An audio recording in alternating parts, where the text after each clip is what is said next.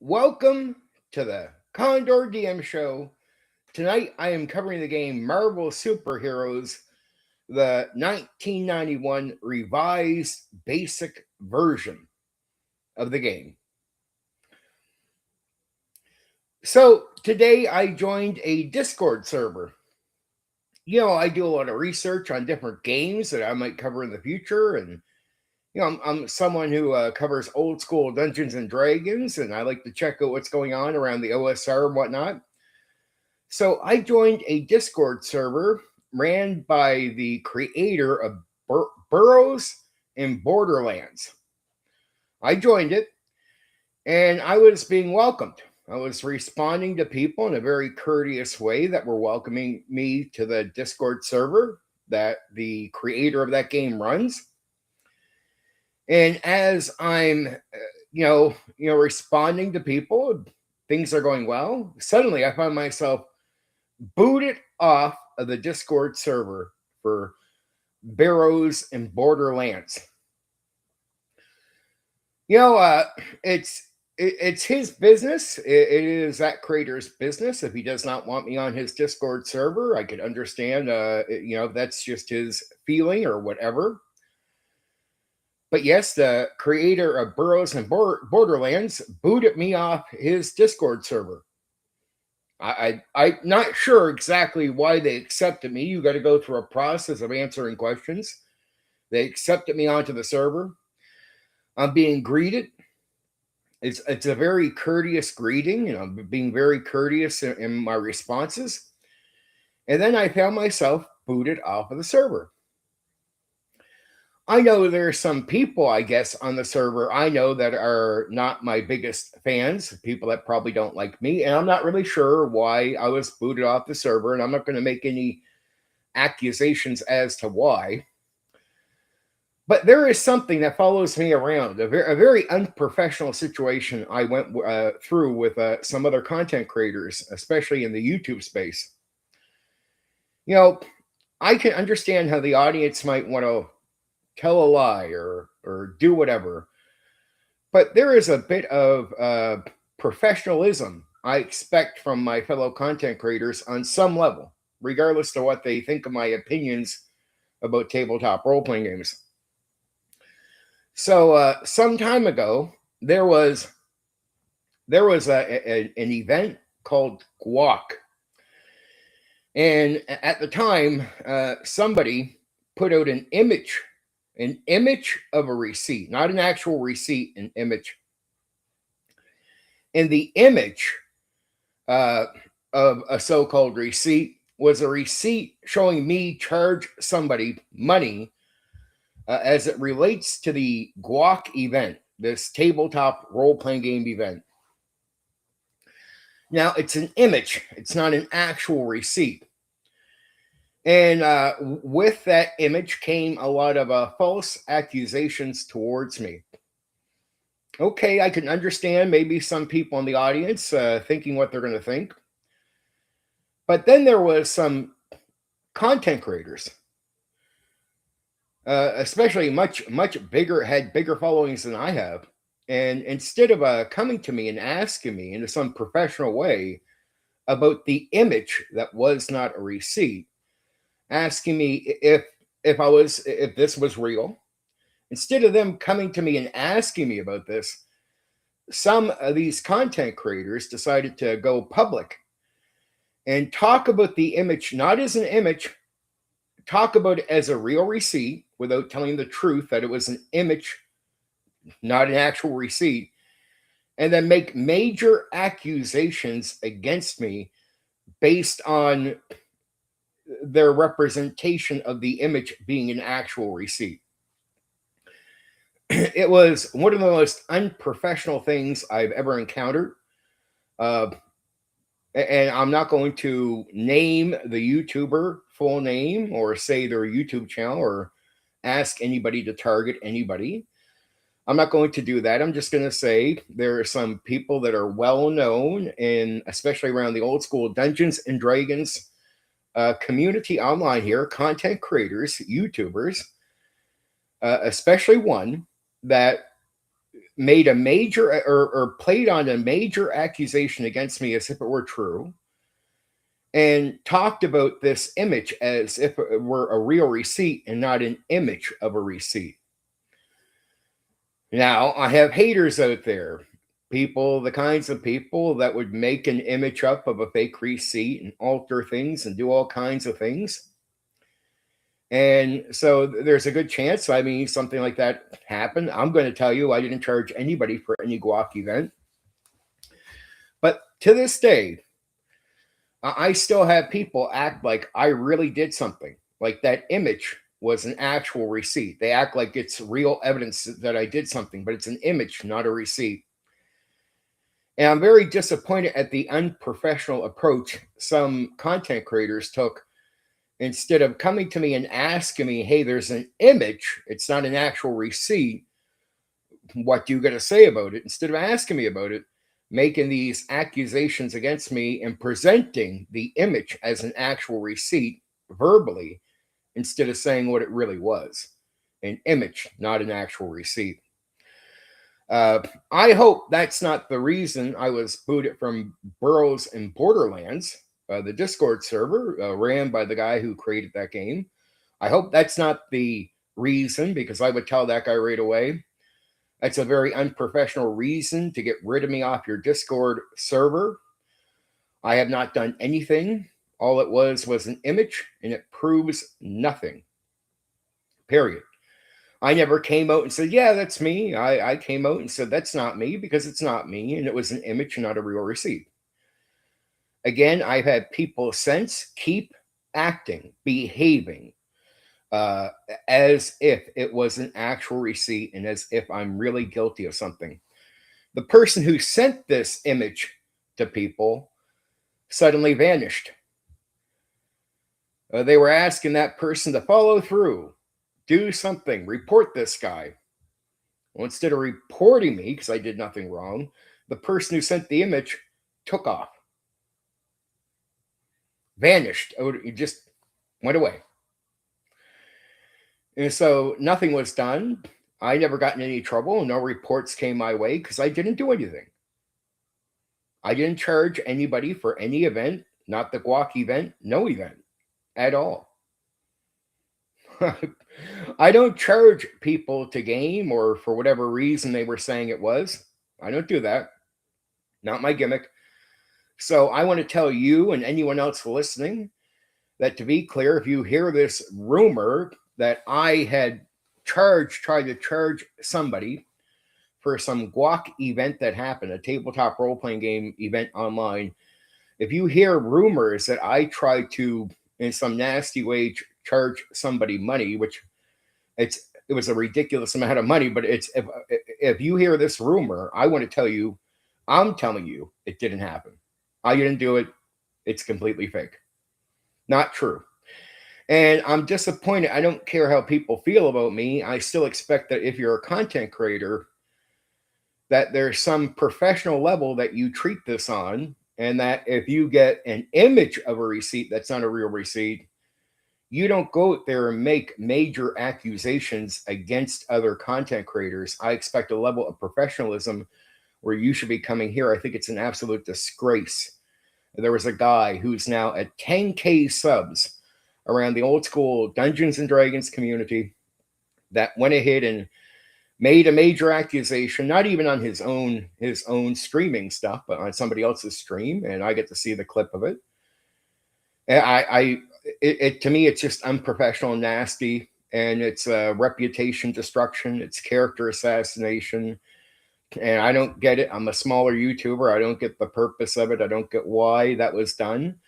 But then his audience had a seal clapping, gleeful happiness over the idea that I was done for, I was destroyed. And this rumor, this lie, has continued to spread, and I find myself pushed away from certain communities and certain people and treated a certain way based on something I've never done and has never been proven. There's no real receipt. I was never reported for anything. Nothing came of it. Completely innocent.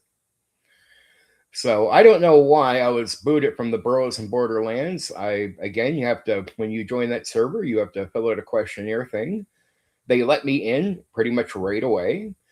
They were doing polite greetings with me, and then on that, for some reason, I was removed off of that Discord server, and the person responsible for that server is the guy who created the game. So I don't know why he removed me. I've never encountered the guy.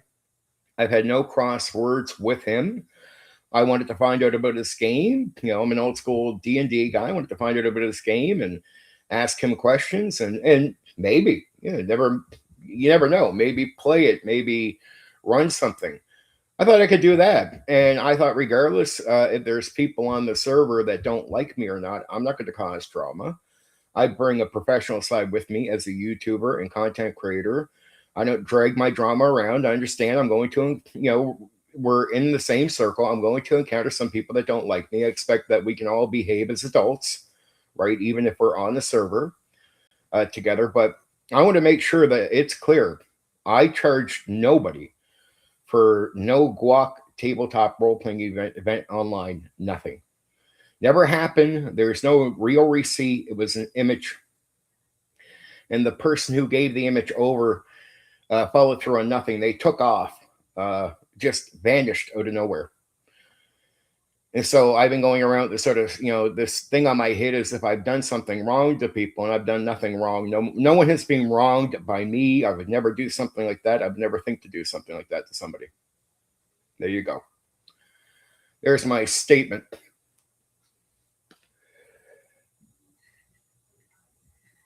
So, I mean, it's people's business. I mean, if the Barrow and Borderlands guy just does not want me on the server, that's fine. There's nothing wrong with that. I mean, that's it. I would be disappointed because I've never had cross words with the guy. But I mean, that's your business to boot me off. But if you boot me off for the reason some false accusation, I think it's extremely unprofessional of you. It's like if you're going to boot me off for the reason I said about that whole thing, I expect you to be able to prove that. Show me the receipt before you just play off of a lie.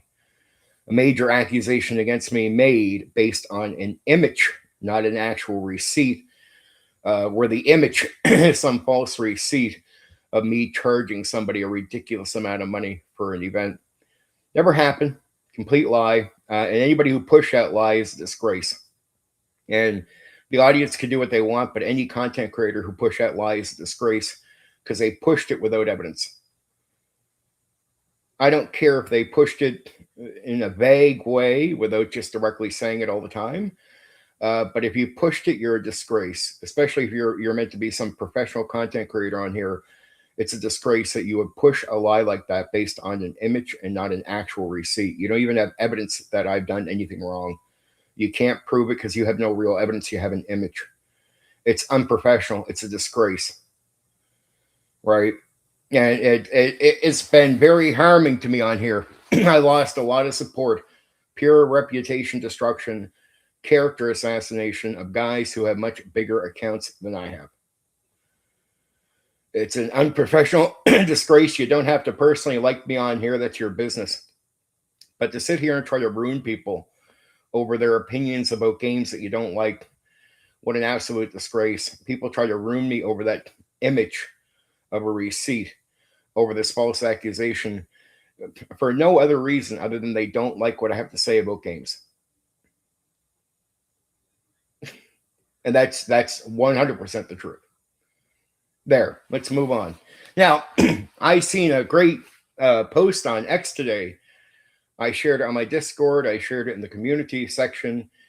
And I was a little bit like pushy on it, but it's a post showing that Gary Gygax describes basically that you should be making your own adventures and doing all this, like describes sandboxing as part of the experimental part going into original D&D.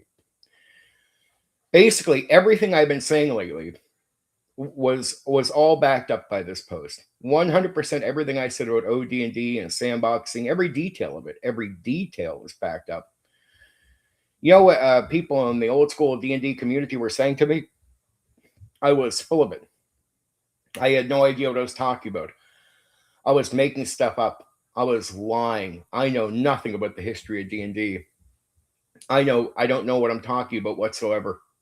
Suddenly, Gary, in his own words, opposed to what he said in a book that came out, was a pre-Dungeons and Dragons book. In his own words, describes word for word what I've been saying. Exactly. Yeah, it was a good post, because to me, I take it as a win.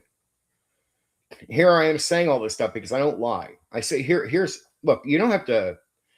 It's not about ego pushing or nothing, but when you tell the truth, that you expect that when the evidence comes out, it will come out on your side. Real evidence. Unlike an image of a fake receipt. This was real evidence. And when you tell the truth and real evidence comes out, real evidence will support what you're saying. And a lot of people have been sharing their opinions. I've not been sharing my opinion. I've been stating facts, and what I claim are facts. And people were acting like, oh, that's just what you think. It's not what I think. I'm claiming a fact here. I'm saying what I'm saying is exactly true. And there is Gary in his own words. You can go check out the post. It's not the most recent community post I put up, but the one before that.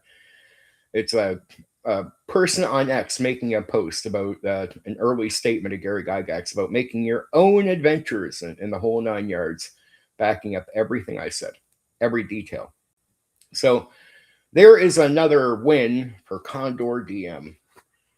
Victory.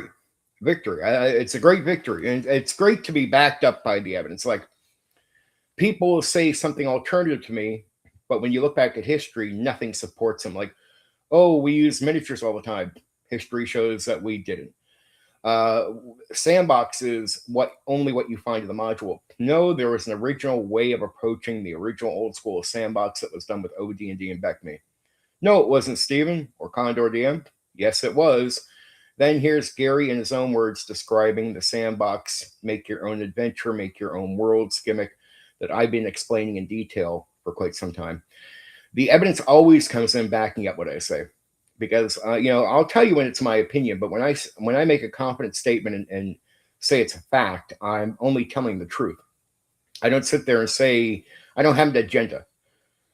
Right? I don't want something to be true. I just tell the truth. Period. So I know when the evidence comes out from history around D&D, it will always side with me, because I'm simply telling the truth. It's not hard to have that go in your favor when you simply decide to tell the truth. Like, if you just tell the truth and the evidence comes out, it will side with you. Period. End of story. There you go. It disappoints me to have such a negative relationship with some YouTubers and some people in the Dungeons and Dragons community. In some cases, I don't even know that they don't like me. And I find out it's always based on lies, things that aren't even true. Another thing I don't like is it's like, because I'm kicked out of the conversation, a lot of what I say will be repeated by other people and their content, or even on other streams. And I'm like, and those people will try to make sure I can't get on the panel. They'll make sure I can't get on a panel, but then they'll repeat my correct statements. Like, that is so dirty. So dirty. It's like, I know I'm saying something a lot of other people are not saying. And I think I deliver the messages quite clear and quite good. It's coming from me. In some cases, I figured out stuff other people haven't. I'll say something that is I know is really wise for the hobby and for game mastering. It sickens me that some people that try to keep me off panels will then go on the same panels and then repeat my wisdom. Or my words or my argument. And they don't even do it as well as I do, but they'll go on and they'll get praised. They'll get praised for copying me. It's like, okay, I know on your own you would not say that. I'm glad you were listening to me say it. That's why you're on that panel saying it. And you'll get praised because what I said was right. So that's good. You'll get praised because some people have a dirty feeling towards me. I can't go on the panel. I can't be praised. I can't be rewarded for what I know. I can't be acknowledged. And a lot of people don't like me because of lies. And there's a lot of childish people around that ride the lies out because they don't like what I have to say about the games, because I don't always kiss everyone's ass. I say things that the majority, especially around the old school D&D community, do not like. That's all it is.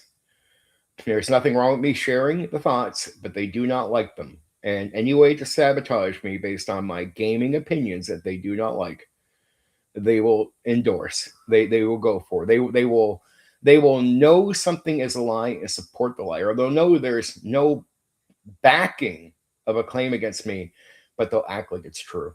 And I think it's childish and pathetic, because I'm talking about guys in their 40s, 50s, and 60s behaving this way. This isn't the new school. I'm not talking about late teens, early 20s, or 30-year-olds. I'm talking about grown men, and in some cases, even grown women in their 40s, 50s, and 60s, supporting things that have no evidence to it, supporting false accusations against me, because they don't. And it's simple, and it is sad, and don't confuse yourself. It is for this reason. They support these lies against me and the sabotage against me. Well, in some cases, to grow an audience, but in other cases, it's because they simply do not like what I have to say about tabletop role-playing games. And yes, that is the reason. That is the core reason people will try to do character assassination on me on YouTube and on here and on everywhere else. Yep. I don't know. I'm disappointed about going. It's not like it's like hurt the feeling. I'm disappointed on a professional level that I can't just join Burroughs and Borderlands and talk to a creator who I have no history with, and for whatever reason I get booted off of his server. And it's like, dude, you're not just some guy around. You're a content creator. I expect there to be a bit of professional. Like, I'm a content creator too. Like, if I come on there and I want to ask you about your game, I'm not asking you onto a stream for an interview. I should be able to talk to you. I should be able to check out what you're doing. I should be able to check out your game. I should be able to ask you questions. But no, just some very immature reason, I'm off of that Discord server, booted. And again, it confused me. I go onto his server and you have to answer questions before they'll even accept you. I answered them and they accepted me right away. And I get these really pleasant greetings from people on the server. These are people that greet people when they come in. They're greeting me. I'm having a very courteous back and forth with people, right? And I even tell people I'm there to learn about the game. Very courteous back and forth. Well, right after the final message I send, it's very courteous and polite. Next thing I know, I'm looking at my friends list on Discord. What happened? Well, I was booted off of the server. Server is no longer in my list, and I'm looking at my friends list going, well, 2 seconds ago I was looking at very courteous statements and replying in a very courteous way. Thought that was going good, and I was accepted right away. I had no idea, but then I was booted off of the server, and it's like, just unprofessional, man. I'm not just some audience person. I'm a fellow content creator. It should be a good reason why you boot me off of there. And it shouldn't be based off a false accusation that is not backed up by real evidence. That is character assassination. And I hope guys like the guy who created Burroughs and Borderlands isn't playing to character assassination, isn't playing to reputation destruction. I had a major accusation against me made based on an image of a receipt, not an actual receipt. And then I had other content creators verbally present the situation as if a real receipt existed, not an image, and then on top of presenting it that way, then backed up a major accusation, only to find out later the person that sent this image, instead of reporting me or anything, just goes away suddenly out of nowhere, vanishes, just takes off, of course. So very disappointed, very unprofessional. It's like, look, I'm not looking for people to like me, right? But I mean, this is, we are content creators here. I expect a little bit of a little bit of decency, a little bit of professionalism, especially when you have certain people that were doing this that have a history in the old school D&D community, are well known by figures that are, content creators. It's like I expect behavior from that person to not be petty and to be making a major accusation against me, another content creator, based on an image of a receipt, and the images of a fake receipt, something that's not even real. So yeah, disappointing. The whole thing. Again, I'm not lining the two things up, being booted from the server and that, but part of me wouldn't doubt that might be the reason, just because I still hear about that all the time. Like, you went and charged people for this online event called Guac. I'm like, no, I didn't, dude. I still hear about that now. I still have people that will privately come to me all the time on Discord, DM me, oh, you're the guy who tried to rip off somebody at the Guam event. Like, no, I didn't do any such thing, man. Not at all. That's a lie. That's a bold-faced 100% lie. And any content creator based on an image, not even a real receipt, that would spread that is a fucking absolute unprofessional fucking disgrace in this hobby. Fucking disgrace. And you should be ashamed of yourselves. Whoever you are out there, and I know some of you did it, I'm not going to name names, but you should be fucking ashamed to be so unprofessional. Sorry, things were going a little hard maybe on here for you, and you needed a boost somewhere, but go after a smaller YouTuber to step on my back to get a boost. Absolute fucking disgrace. Absolute disgrace.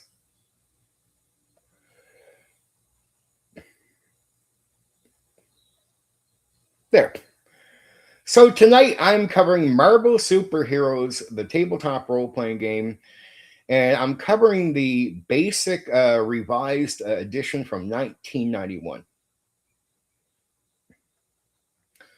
I've also been learning the Burning Wheel because another YouTuber has agreed to run me through a few sessions of the Burning Wheel. So I'm looking at the golden edition of the Burning Wheel. We've been talking about character creation. That opens up really telling you a lot about character creation, a lot about the character and stuff, and this stuff to understand. I'm learning a bit, but it's like there's still pieces I need to learn further for some things to make sense, right? It's old. It is an old school game. Old school as in, I wouldn't say old school, but old school as the version of it is one of the earlier ones. I believe. I believe. But the YouTuber has agreed to run me through a few sessions of that is known as Sam OG. I did an interview with him recently. And that's something we agreed to do was, in the past, I ran AD&D 2nd edition for him for a few sessions, and he really enjoyed it, had a lot of fun. And so he wanted his chance to run a game that he has preferred over the years for me, which is the Burning Wheel. And I've agreed to it. It's like, well, yeah, okay, you let me run you through a game, I'll let you do the same, right? And very happy about that. Very happy. It's going to be good. Very happy about that.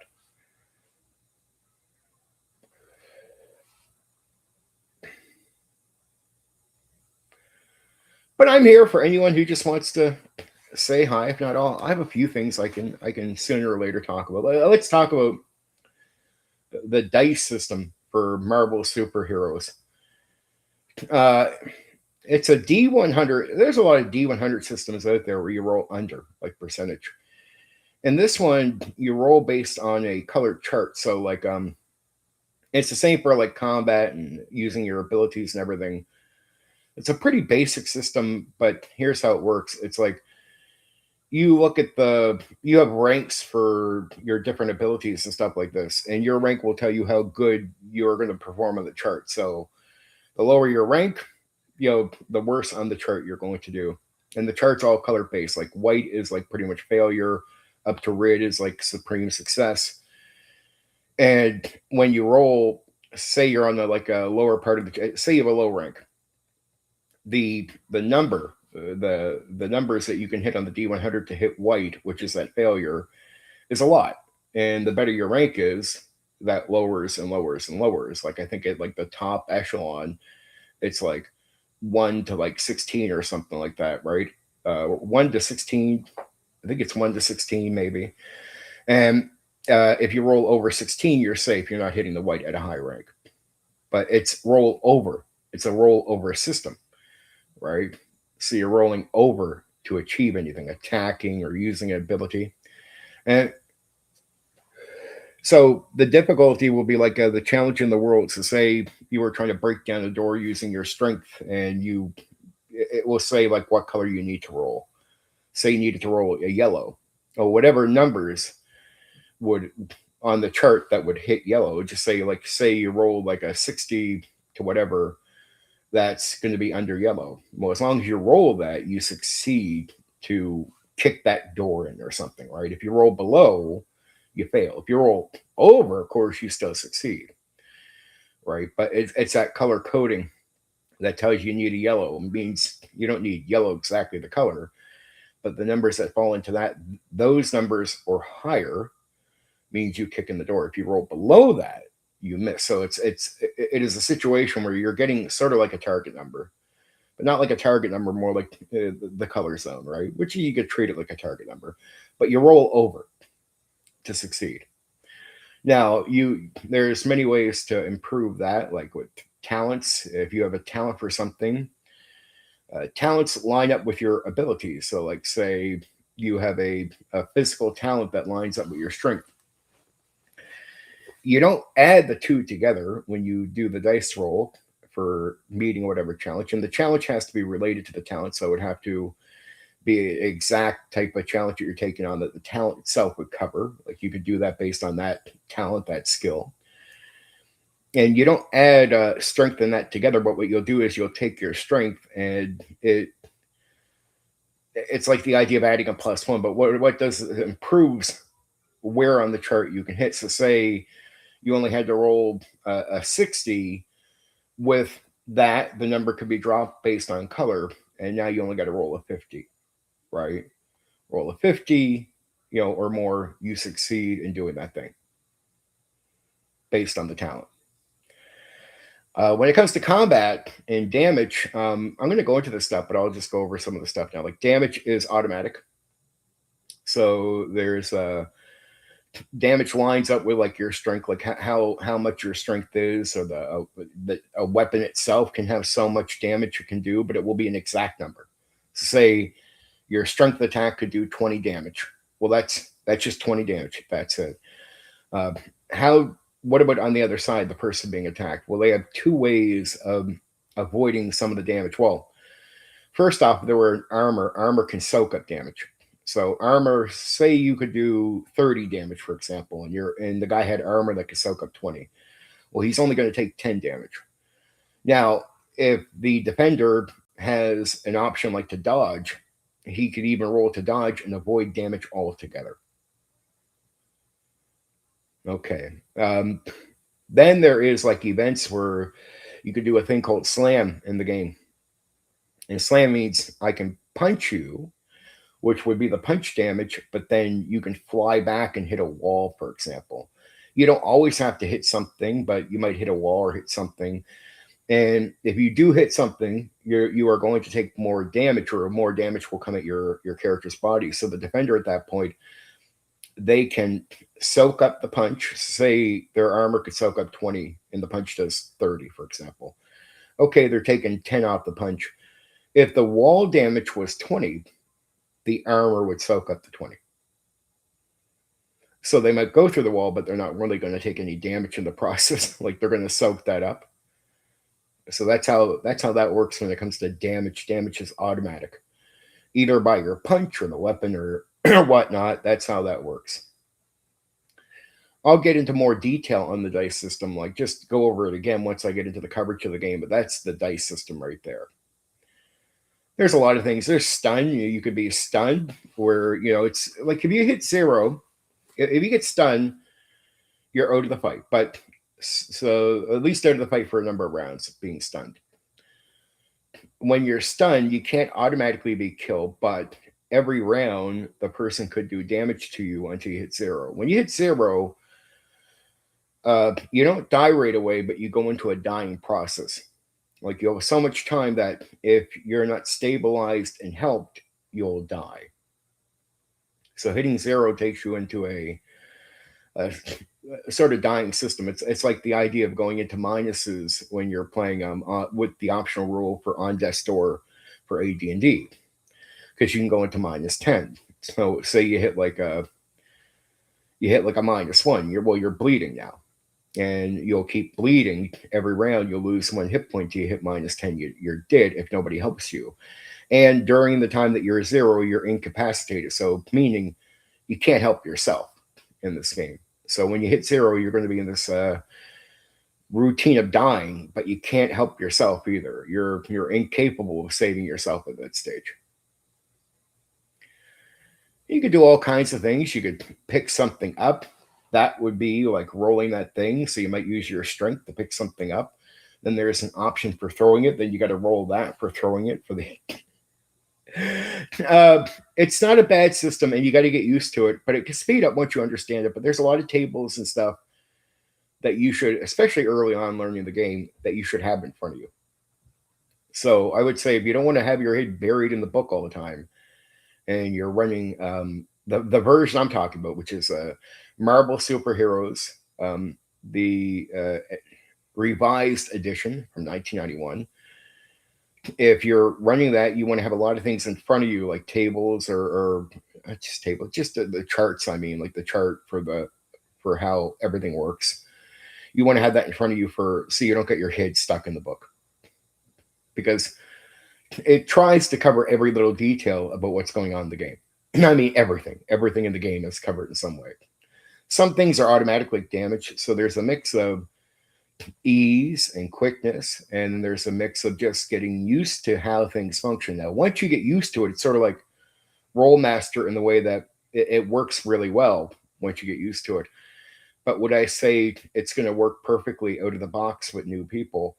No, it's something you have to adjust to.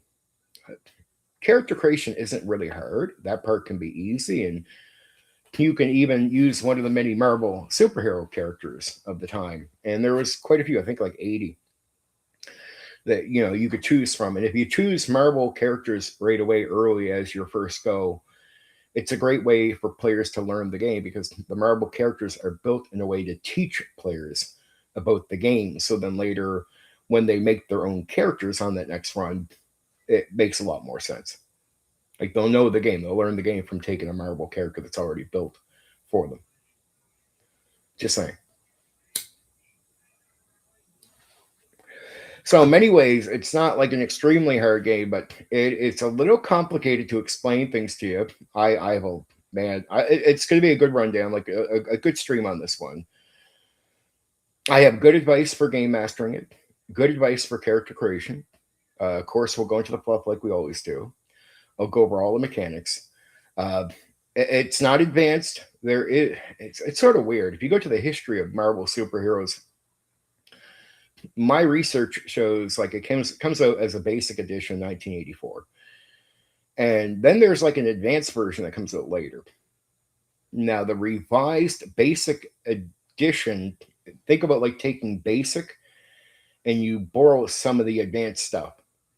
But like there's like some type of power move you can do in advance that you can't actually do in basics. So like some people that played advanced will get confused. Like, is this also advanced? It's like, no, but it borrows some of the advanced gimmicks, just some, right?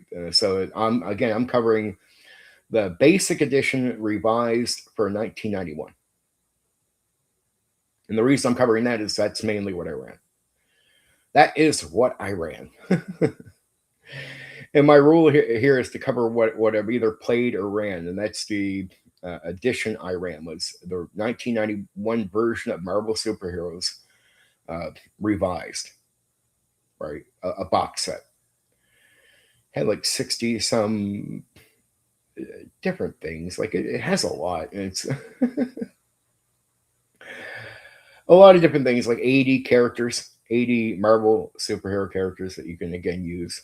Good stuff. Good stuff. There you go. There, try to get in a better mode because that early topic I covered right away, man. That got me. It's not like my feelings are hurt over it. Just got me in I'm more disappointed in a way about that. But it's okay. It's okay. It's people are so. A lot of people are very unfair to me here. Just it's not poor old me, but it's just true. A lot of people are very unfair to me. Like there's a lot of people that hold a standard me to a higher standard than other people, and I don't mind it. In a way, it makes me have to produce better content and make sure I'm on point with stuff. But it's like here's something simple. A lot of guys around the community I'm at, if they're watching a YouTuber that's kissing their ass, that guy can say I forget something, a detail about a certain game. I'm like, okay, cool. Right. If I say it to the same audience, oh man, I forget something. Oh, he didn't write it. He's full of shit. He's lying. He's made it all up. Dude, I don't remember a detail. I don't remember everything. I've played and ran a bunch of games. It's hard to remember every single detail about the games. Some games are very complicated. So, the idea that I remember every detail about a game is like the idea of asking a DM to quote every word every spell says in the player's handbook for a D&D edition. It's like, the DM doesn't remember every spell there is, so um, just the way it is. Now, other old school D&D content creators and tabletop role playing game content creators are given a very reasonable reaction from the audience over them forgetting something. If I do, I am called a fake, or I'm told that I don't know anything about the game and I'm lying. So it makes me have to put an extra effort in if I want, I guess, want to make sure the audience is taking me serious. But I think that's also good. I take the pressure in a good way. It means I don't half-ass. I try to come at this knowing my stuff really well, right? And that's I don't mind the heat, but it's like it'd be nice to see other content creators got it really easy on here in the old school tabletop role playing game community, especially around the D&D world. They got it really easy. They have no idea how easy it is for them to do stuff on here. Uh, Not for me though, not for me. But I'm okay with that. Like I'm a different beast. Like I'm ready to be here and work and come through. And so I don't mind the heat, but it'd be nice to see. It's because I know some of the guys wouldn't be able to handle the heat. They get very cocky about me, but I'm like, if the audience put the heat on you, they put on me, you'd be done. You would not last. You wouldn't last a month on YouTube. You shut your channel down. There's no way you'd last here. Not taking the heat that I do. Not even a chance. Not even a remote chance.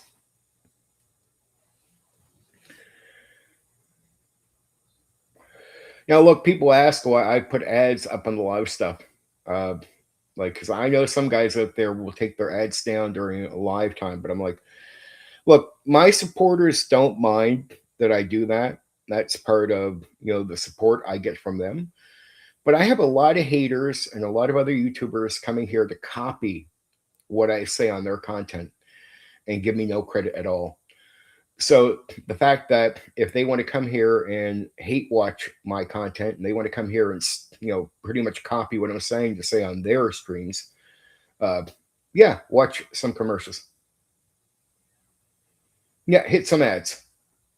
If you want to be here to steal my ideas and basically I have to help you with your content and you're not going to give me any credit, all right, watch an ad. Yeah, no problem. My supporters won't care. That's it. So I get a lot of hate watchers and other content creators that come to my stuff all the time. So it's like, yeah, watch ads if you come here.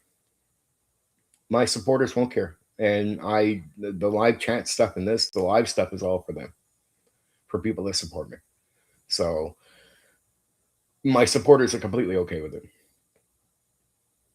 That's it. That's just how that works.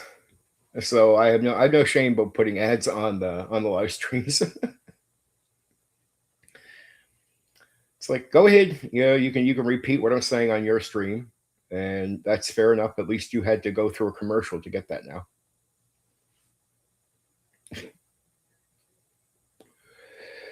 So I get something out of it. You get something out of it. I think that's pretty fair. You get at the end of the day, you probably get a lot more out of what you're doing to me than I get out of you if you really think about it. But I'll take a small payback for what you're doing. It's like I'm making you throw a quarter in the hat, even if you don't want to. That's fair.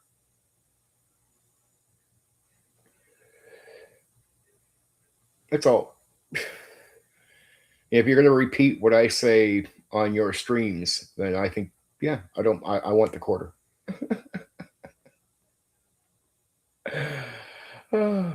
So that works, baby. There you go. 45 minutes in. Sorry to be a downer. Jeez. I had to start off so negative because I have to bring up all that negative stuff and then a little dry talk about the superhero stuff right away. But at least I explained the dice system so people can know that. That's pretty simple and straightforward. It can seem really hard to understand if you try to read it yourself. So you'll thank me later if you ever read the Marvel superhero tabletop role playing game dice system, and it will take you a bit to figure it out. You'll appreciate what I just told you, like what I told you about it, because I simplify it for you because I understand it, right? So, and it's the game is made by TSR, and the system they use is called Phase Rip, and it's FASERIP. So think of phase, rip, and separate them. Phase stands for physical. Rip stands for mental. Look at it that way. And your hit points are all based on the sort of phase, your physical stuff, right? So you add all that up, and the totality of that stuff for your character makes up your hit points. Sorry about any crazy neighbors banging around. But yes, phase is your physical, that will make up your hit points. Rip is your mental, and that makes up a sort of point system that can help you improve your dice rolls.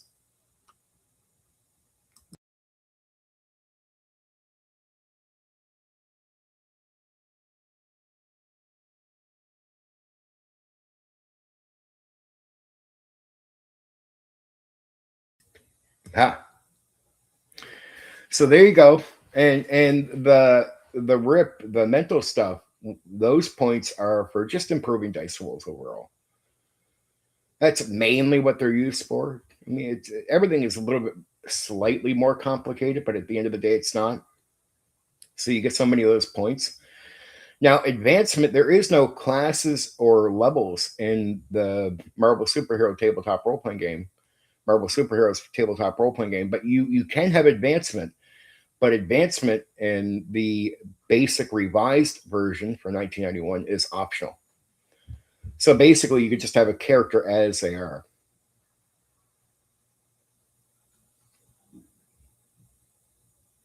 You could just have a character as they are.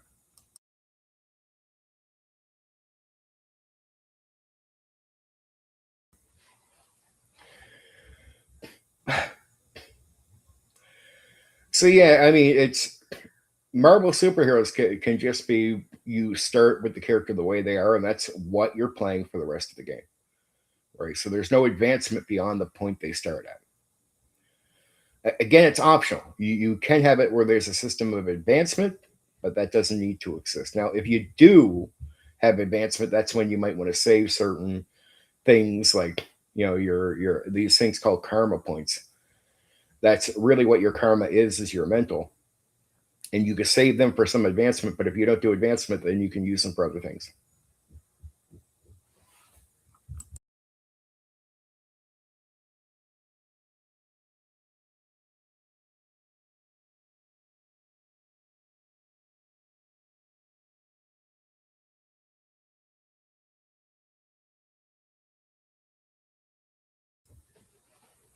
Okay.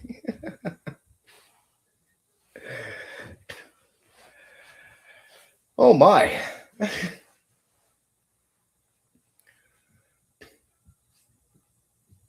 But yeah, that's how the karma stuff goes. So your health is your physical, which is phase, and the system is called phase rip. So phase physical, rip mental. Now, Personally, what do I think of the game overall? Well, it it focuses less on, I would say, it's not so much about the comic book storytelling as it is in trying to play out the characters for what they are in the books. So imagine you're simply trying to turn what you see as the comic books, like the characters, you're trying to turn into a game, and you're trying to play out battles that you might see in the comic books, right? Now, the comic book stuff is taken a little bit serious. There is reputation. There, even your finances is a little weird. It's based on a rank system type of thing. So, you don't get exactly money, but if you need something, it's like, do you have enough of this to actually be able to get what you need? So it's basically it's the better off you are in a certain system. It just means like, yes, you would have the goods to be able to afford that. That's it. It simplifies. It's not like you get an exact amount of money you can just go spend. So it doesn't care about that in that way. It's going to focus on the fighting and a bit on this on trying to repeat what you see in comic books, right? There's a bit of that. So there's some elements that are just unimportant to the game overall.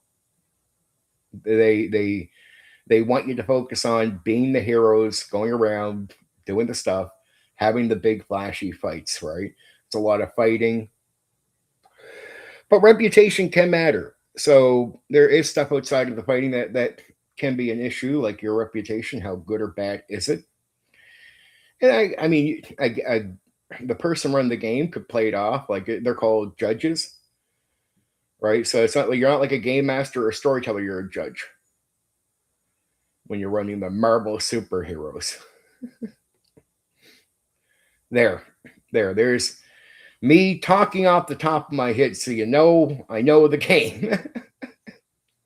I'm not going to tell you anymore because I'm just talking about mechanics and that, but I'll be starting the coverage very soon, say probably in about a half an hour, somewhere around there. Yeah, I'd say in about a half an hour, I'll start coverage of the going into the fluff, going into the advice for running the game, advice for making a character and playing the game. And then we'll maybe go over the mechanics one more time. And there's some worth mentioning stuff I'll mention for sure. And that will be the coverage of Marvel superheroes. And I hope to make it sound really appealing because it is. And look, it is technical, but it's technical to try to cover all the things that you might want to be able to do in that type of game. That's what it is. It's trying to give you all the technical stuff. So the idea of like it's a little bit in the zone of Dragon Ball type of stuff, right? But it's that type of superhero fighting, like your extraordinary people. So it tries to cover that in detail, right? It tries to simplify certain areas of combat. So it's more about the visual action inside of your mind. The type of entertaining action you're going to read about or watch. It wants you to explore that and not focus on the numbers as much. Like it almost wants you to forget there's a game and to be playing things out. So you're sort of like playing it in your mind, right? It's really good in certain ways. It's different than DC Heroes and Villains and Vigilantes, but there's some similarities. Some, not much. And it's made by TSR, baby. TSR. So how ironic. I'll be, from this week I did the 3 TSR D&D. Well, stuff like Old School Essentials is considered separate, but it is just, it's taken TSR D&D, and putting it together in a certain way. And my OSR coverage is talking about pretty much mostly how D&D cycles into the OSR and expands what the OSR is through the inspiration it is, behind all these different games that you've run into in the OSR, right? The Black Hack, Knave, all inspired by especially old school D&D more than anything. More than anything, just taking D&D and stretching it out and doing all kinds of different things with it. That is what you're seeing. Concepts, principles, in some cases mechanics, all just inspiring a lot of what you see in the OSR. And that's not surprising because old school D&D is a very generic system meant to be tweaked, and it's something that Gary thought you were going to do anyway, that you would master the game through raw, and then you would tweak it for what you wanted it to do. In many ways, the OSR, many of the games are the outcome of you doing what Gary thought you were going to do anyway. And luckily, with WotC turning the OGL into what it turned it into at the time, it made it that you could take the game, master it, tweak it into your own thing, and then surprisingly make money off it by turning it into an actual book, putting it out there as a game, right? Pretty cool stuff.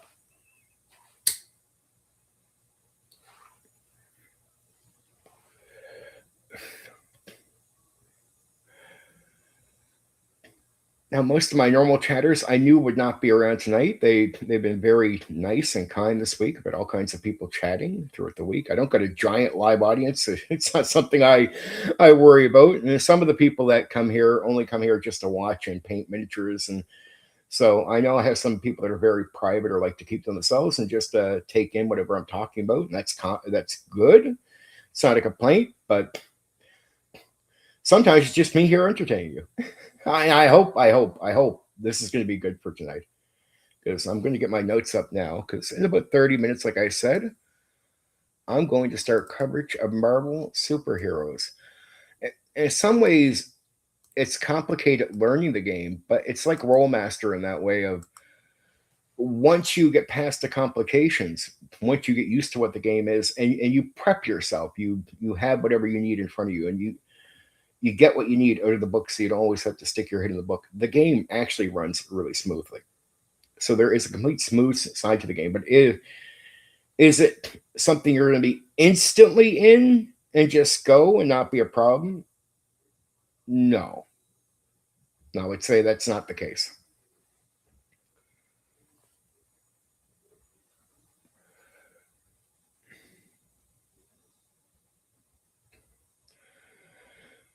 I was actually hoping to talk a bit. I did some reading on the Burrows and Borderlands. I know what I said earlier in the stream, but it is disappointing. I had some notes on that to talk about it, and I was going to ask some questions before I got in here. That's why I went and joined the server today, because I wanted to ask some questions just to verify these things were correct. Because I was like, well, that's not bad.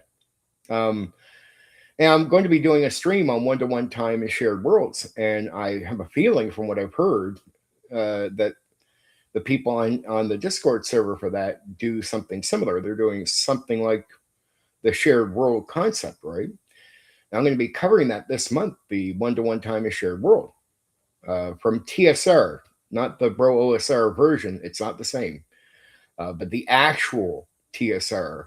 No. There's no secrets revealed by the Bro OSR. They simply just do not run the same thing. They do not do the same thing. I wanted to share with you the real history, the real TSR version of these things, right? And I wanted to find out if Burrows and Borderlands is doing the TSR stuff or the alternate Bro OSR version of it, if they are doing that at all. But I just never had a chance to ask, so it's disappointing that I couldn't nerd out and ask. And I thought, well, if they're doing the thing from the TSR, man, my stream coming up would be very helpful to them, I would hope, and to people that might be joining what they're doing. And I thought, well, if I do a coverage on this, maybe they could share that with people that are joining, so they would know exactly what they're walking into, right? And that would be interesting. If they're doing with the Bro OSR version, which is not the same, well, fair enough. Hey, if that's what they want to do, it's just I'm not going to be covering that. I have a video on that already. But if they're doing the TSR version, I thought, well, there's a lot of stuff I know about that, because I actually ran the TSR one-to-one time thing with several different groups. So like I've done the shared worlds, I've done the one-to-one time, I've done all this stuff, but the actual TSR approach to it, the real thing. And I figured, well, there's a new group doing the TSR version of it. I mean, first off, I can be very helpful with my knowledge. I know a lot about it. I'm going to be covering it, and I was hoping I could help some people. Again, I even considered offering to run because I've done it before. And if the game isn't, if it's just basic old D&D, pretty much, I can run that like breathing air, baby. I'm pretty good. I'm a good dungeon master. So, I mean, you'd be paid off to bring me into your community. Like, I'm a good DM. And if I commit to something, I will show up. Like, it's locked down with me. You're safe in, and you get a safe game and a good game by a guy who knows a lot about D&D. And there's some guys that maybe in that community have heard me talk about D&D for so long. It'd be a chance for me to show off, like, hey, I'm actually really good at this. So if you doubt it, here, I'll run something for you. It will be real. And that's why I joined, because I thought about joining the gaming part. Yeah, I even consider playing some. I'd be willing to be a player. Now I'm someone, if I commit, I'll show up. You're safe. Like, that's it. If I join a Tuesday game, you get me every Tuesday. I will show up all the time, on time. Like, I'm 100% guy. When I go in, I'm in. So if I join up with what you're doing, you got me on lockdown. And it's not a brave thing. Look, I rode the bicycle enough. I'm good at DMing, like really good at DMing, and quite confident in that fact that I'm really good at it. So if you're like, let me in, dude. I'll be a referee, and I'll run some really good gaming here for you guys. And I know a lot about what you're doing. Like, I'm someone who's been in multiple groups doing this. You know, there'd be some value to bring me in, especially if you got new people around, right? Because I could help a lot. Like, I'm a real old school D&D person, the real thing, really from that era and active in that era. I'm not someone who is full of shit. I'm the real deal, not the fake like a lot of guys out there, right? Guys that were here for a minute, walked away for 20, 25 years, come back and try to rewrite the history of the hobby.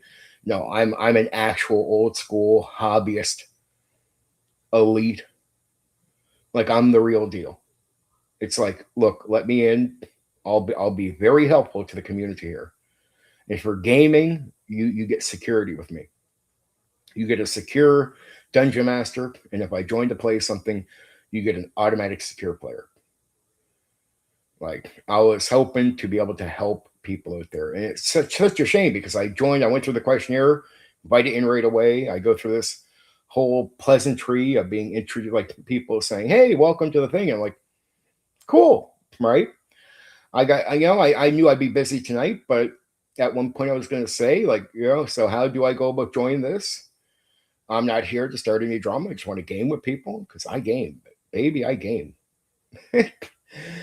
And some people have been asking me to do some live stuff. So I'm like, I don't get a live built-in group, but I mean, there's some players there that obviously don't mind going on streams to play. So I'm like, well, if I can earn some brownie points with these guys here, if I can earn the respect and show them I'm really good at DMing, like really, really sincerely good at it, they want to go on the stream with me. That'd be an opportunity for people to see me run a game on live, like actual play. So, I mean, that part was disappointing because by dumping me out of the community, I can't take part in the gaming part. I can't even be the hobbyist that I am, and I'm a thing a lot of guys around here pretend to be. Like, I'm the actual thing. A lot of guys around here are absolute fucking phony as the day is long. They are not the real thing. They are not really old school. I am the genuine, real fucking deal. Right? Active in the era, real hardcore into it, and my knowledge of this stuff is very deep.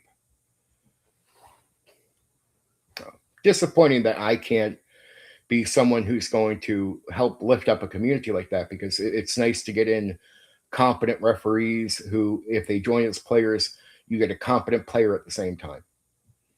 I'm guaranteed to help out any game you put me in. I'm guaranteed to run a good game when you put me into run it. Like, I'm a safety factor. And again, there is a content creator making a game. I'm a YouTuber. I was willing to bring him on here if he was going to be open minded. Sure, I'd bring him on, interview him, But I didn't want to assume that. I was going to the Discord to get him to go on YouTube with me. I was going there at the game initially. So my whole purpose of joining that was to say, well, let me do some gaming with these guys, right? Let me show them that I can back up what I say. Because I know some guys in there that probably think I'm full of shit. So I'm like, hey, well, instead of me beating around the bush here, why don't you let me join? I'll run a game and you can see that I'm not full of shit. Pretty simple. But hey, if you're not even going to give the opportunity, I don't know what to do at that stage.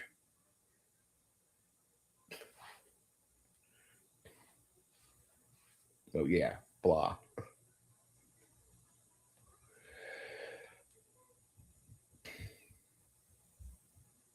Well, given the situation, and I don't have many people chatting at all, well, I've done this. I'll at least open up with the fluff for Marvel Superheroes Revised Basic Set 1991. We'll go into it. I hope you guys enjoy this stream. I hope this part's going to be good. If you're into Marvel superheroes, this should be fun. Should be the funds. I hope it is.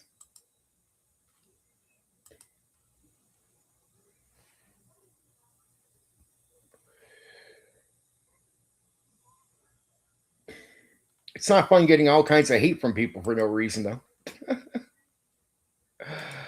That could be very disappointing. A lot of people hate me for no good reason. Oh, he said it's not a war game. Let's hate him. Or I have some strong opinions, or I'm very passionate about things that they might not agree with. Like, sorry guys, I'm not out here trying to hurt your feelings, but I mean, relax.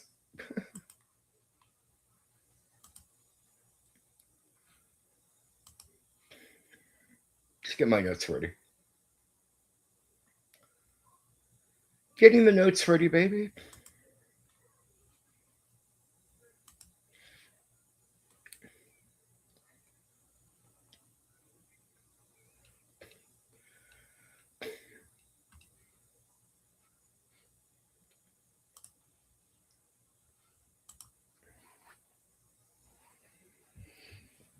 I put out that thing, teaching old school AD&D 1E, and very happy with my talk on that last night. Like, I'm not trying to insult people. It's just I watch a lot of old school guys do AD&D 1E, and they do the meat grinder thing. And I have a lot of wisdom to help them bypass that issue. And it's, if their ego can be put down for a second, they learn right away. Oh, you mean the game doesn't have to be this way, even though I've been running it for like this for like 30 or 40 years in some cases. I'm like, well, that's it. It's you're I don't care what you do personally.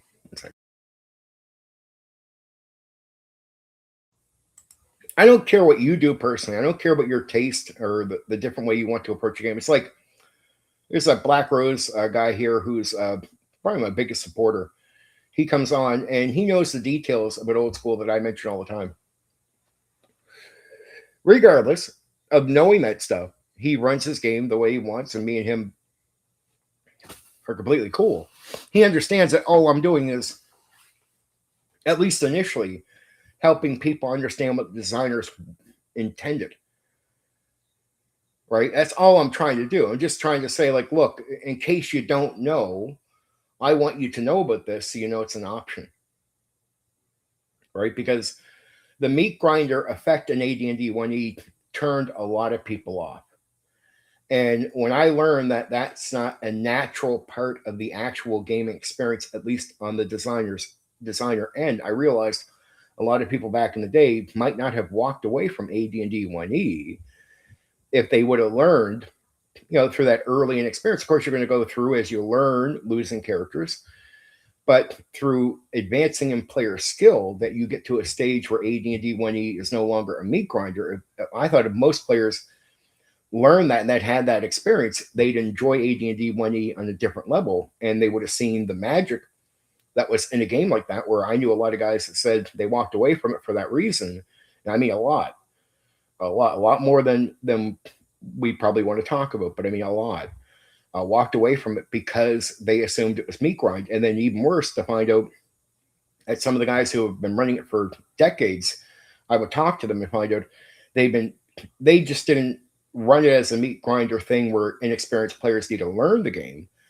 They just thought that was how the game was supposed to be. It wasn't even their taste. It wasn't like, this is how I want to run it. They just think that's how you run it, so I run it that way.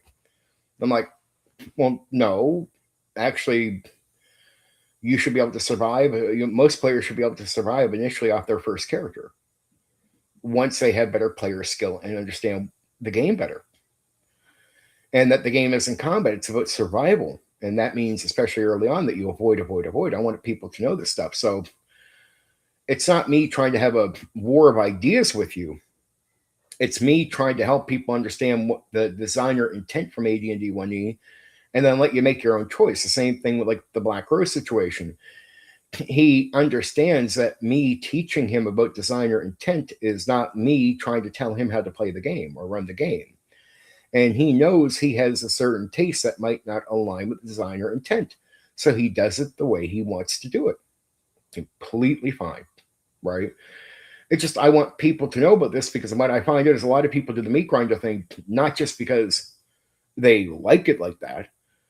They just think that is what it is. And I want to show them no. And then it's like a great example was the guy, Samuel G., who was on here recently. We had a talk where he had some players play OSC, and there was a bit of a meat grind experience with his players, and it soured them to the game a bit.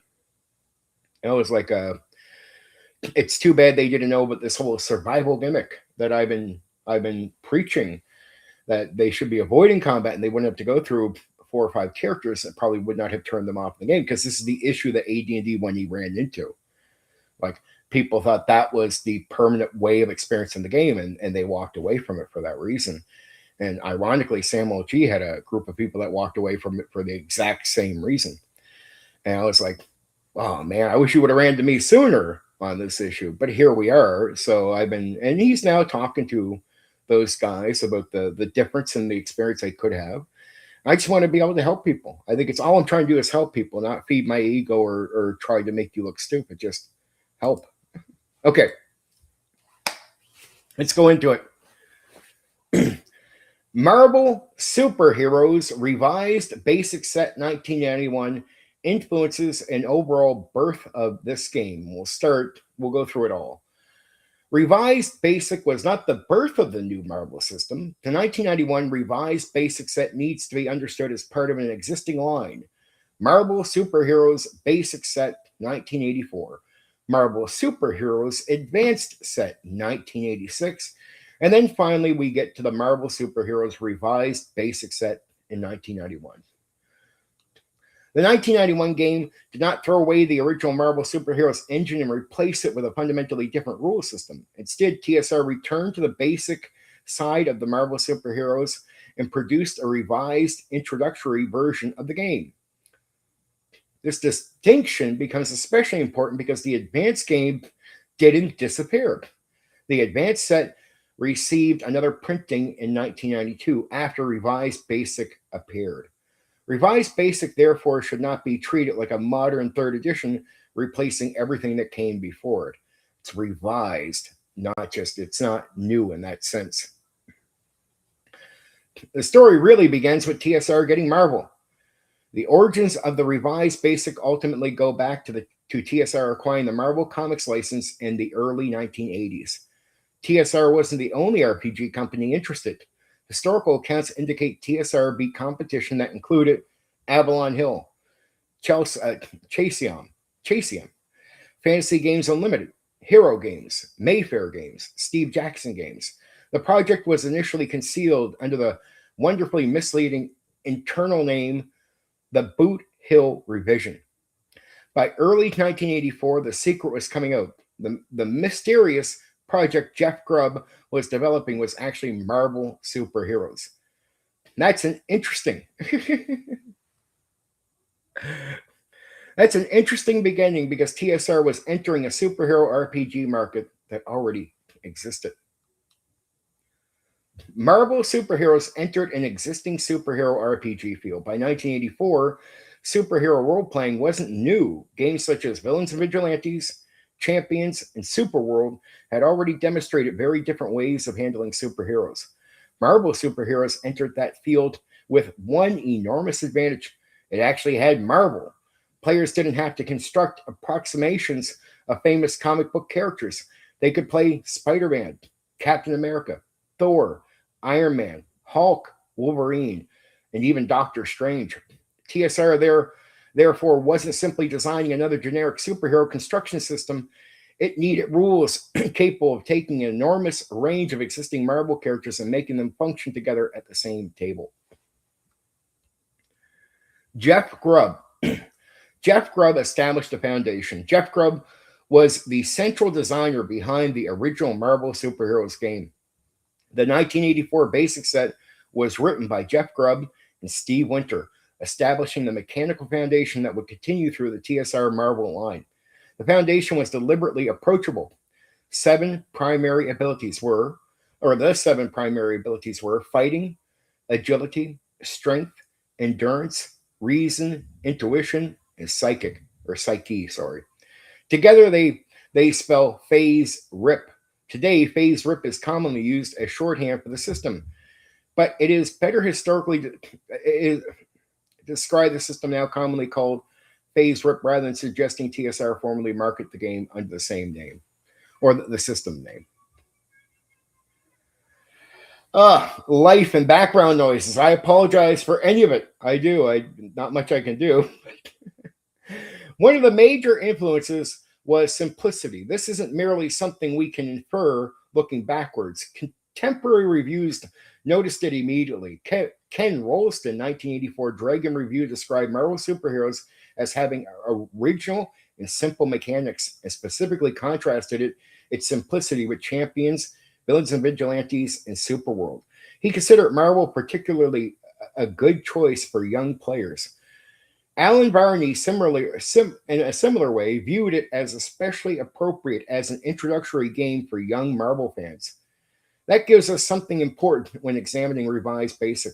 Accessibility had been part of superheroes, or Marvel superheroes' identity from the beginning. It wasn't something TSR suddenly invented in 1991. Marvel's comic book logic shaped the game. Marvel superheroes had a difficult design problem. It needed one rules language capable of describing characters operating on wildly different scales. Spider-Man is tremendously strong. Hulk operates on another level entirely. Captain America is an exceptional human combatant. Professor X possesses enormous mental abilities. Doctor Strange uses magic. Human Torch becomes a living flame. Iron Man combines physical abilities with technology. Rather than building an enormous individual subsystem for every possible, Marvel superheroes relied heavily on every possible type of character. Marvel superheroes relied heavily upon ranked abilities and powers. Typical, good, excellent, remarkable, incredible, amazing, monstrous, and unearthly. Those ranks created a common language that could be applied across characters, powers, materials, and situations. The universal table was central to the approach. The other half of the equation was the universal table. Roll percentile dice. Cross-reference the result against the relevant rank. Determine whether the result falls into a necessary color band. This meant the game could resolve a huge variety of superhero situations using a recognizable common procedure, rather than constantly switching between unrelated mechanics. The green, yellow, and red results also allowed the game to distinguish between different levels of successful performance. That combination, rank plus percentile roll plus universal table, became one of the defining characteristics of TSR Marvel superheroes. Karma brought superhero behavior into the rules. Another important element was karma. Marvel superheroes weren't simply collections of combat abilities. The game expected heroes to behave like superheroes. Karma rewarded and penalized behavior and could then be used mechanically to influence important actions, like, say, improving the dice roll so you wouldn't fail. That created a connection between what the character did and the character's future chances of success. The morality and behavior expected from comic book heroes therefore weren't left entirely outside the mechanics. This became another defining feature inherited by later versions of the game. The 1984 basic game established an entry level Marvel RPG. The original basic set wasn't merely a small version of the future advanced game. At the time, it was Marvel superheroes, and contemporary reviewers clearly recognized its accessibility. It was just not hard to get into. The game presented Marvel characters, superhero situations, and comparatively simple resolution systems in a boxed format that could introduce someone to superhero role playing without demanding the kind of detailed character construction associated with some of the competitors. This is important because the basic identity came first, advanced was the later development.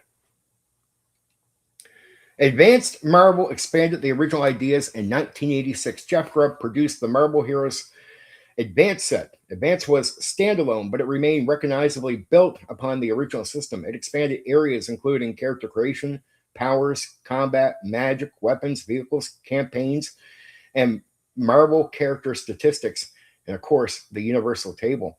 Contemporary reviewer Pete Tamlin specifically praised Jeff Grubb for expanding the system without excessively complicating it, although he also criticized TSR's apparent division between similar or simpler games for younger players and more complicated games for adults. So Marvel Superheroes now effectively had two approaches: basic accessibility, advanced greater depth. Like I told you, I checked out what the market and reviewers, I do that for every game I got to cover, like what they're saying about this stuff at the time, right? And they thought it was good and simple in certain ways and definitely good for younger people, but the advanced version definitely changed that game a bit, right? But it was still ease of getting into in many ways. In some ways, it was easy to get into. It's just basically making sure the game master, a lot of work is going to be on the game master for this game, not the players as much, the game master. So that's the more difficult role of this. And that way, it's like role master, but not so much on the player's end. Advanced did not kill basic as a concept. This becomes critical when we reach 1991. It would be easy to assume basic, advanced, revised, basic meant each game replaced the previous one, but that would be misleading. Advanced proved remarkably durable. The advanced set remains essentially unchanged through its later printing, with a 1992 printing appearing after revised basic had already been released in 1981. That gives us strong physical evidence that TSR still saw value in maintaining different levels of Marvel superheroes. The revised basic set, therefore, wasn't simply here's the newest Marvel game, throw Advanced away. Advanced continued to exist, and actually, because of certain things to do with Advanced, the basic revised version didn't take certain elements from Advanced on purpose. So you'd still have a reason to go back even before 1992 and still play Advanced from 1986, even though there was a new version of the basic that came out in 1991. It borrowed some of the Advanced stuff, but it didn't borrow everything, right? Enter the 1991 revised basic set. This brings us directly to the game we're focusing on, and that's the 1991 TSR released version. Marvel Superheroes Basic Set Revised Edition. TSR product number 6,900. Very specific for collectors here to go over that number. So TSR product number 6900. Rather than replacing Marvel Superheroes with a new engine, TSR returned to the basic format. That's the safest way that I can describe that when it comes to its historical role. Revised basic function as a refreshed entry-level version of Marvel Superheroes, while the more detailed advanced game remained available. We don't need to speculate about TSR's executives deciding that the game needed a new front door. The product themselves established the important fact: basic and advanced coexisted, not like, not like a it was one was taken over for the other. They just sort of existed at the same time. Something like if you go back to like BECME and AD&D and stuff like that, there was AD&D out, but there were still products being made for BECME because in many ways people looked at the old BX and BECME and all this as something separate from what was coming down the line. The revised basic set changed the physical presentation considerably. In 1991, or the 1991 box wasn't simply the old basic material with a new cover art. Revised basic set included rule book, campaign book, 2 full color maps, 55 character cards, stand up playing pieces. Yeah, instead of miniatures. This one they had the old board things. The campaign book contained material for more than 80 Marvel superheroes and villains. So it is fair to say that the physical presentation and ready to play material were considerably expanded compared with the original basic concept. Now, I want to let you know that there wasn't like a miniature use. They used areas instead of like moving the box to box for combat. So this is not exactly, D&D, right? But there is an important distinction. That does not mean revised basic was mechanically more comprehensive than advanced. Advanced remained the deeper rule treatment. The components supported accessibility maps, character cards, stand-up heroes and villains, pre-existing Marvel characters, a campaign book, a rule book. These components gave players concrete tools for representing superhero action at the table. We don't need to claim TSR deliberately wanted a board game, game RPG hybrid. Instead, we can simply recognize that these components they made the superhero action physically easy to represent. Put down the map, choose the characters, put the stand-ups on the table, start resolving superhero action. Bruce Nesmith belongs in the story. Another name worth emphasizing in the history surrounding 1991 game is Bruce Nesmith. Nesmith had connections to Marvel superheroes going back to the original era, including writing the Day of the Octopus introductory adventure for the original basic set. That makes the development history broader than simply saying Jeff Grubb made Marvel.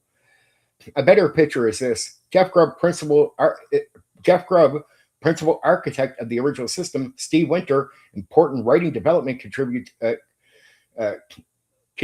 to the original game; Bruce Nesmith, an important contributor to TSR Marvel's material and basic game tradition.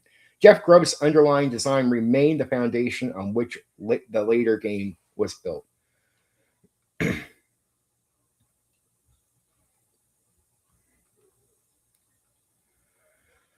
7 years separated the two basic sets. There was also a significant amount of time between 1984 Basic and 1991 Revised Basic.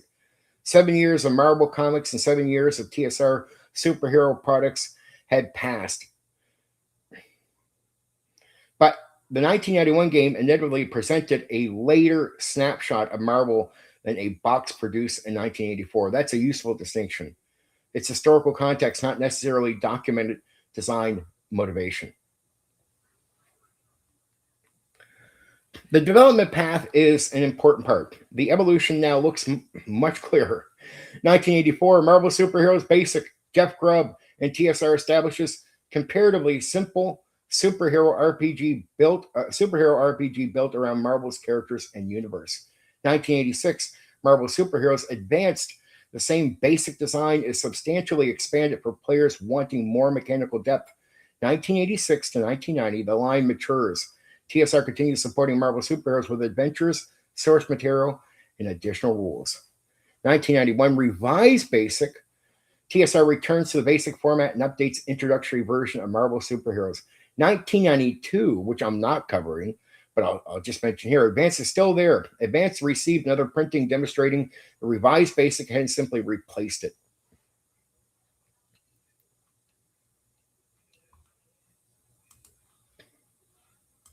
And that's sort of like the opening fluff. Sorry, a little all over the place, but it's It's there's a weird history to it because there's a lot of people that had a lot to say about it at the time, and there was a lot of opinions because it is coming out with a big IP, right?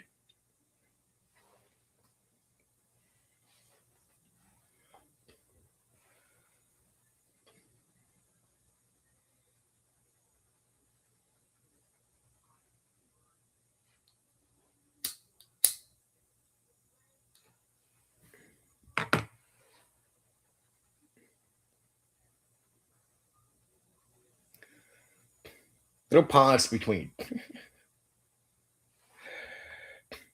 so we get that out of the way early.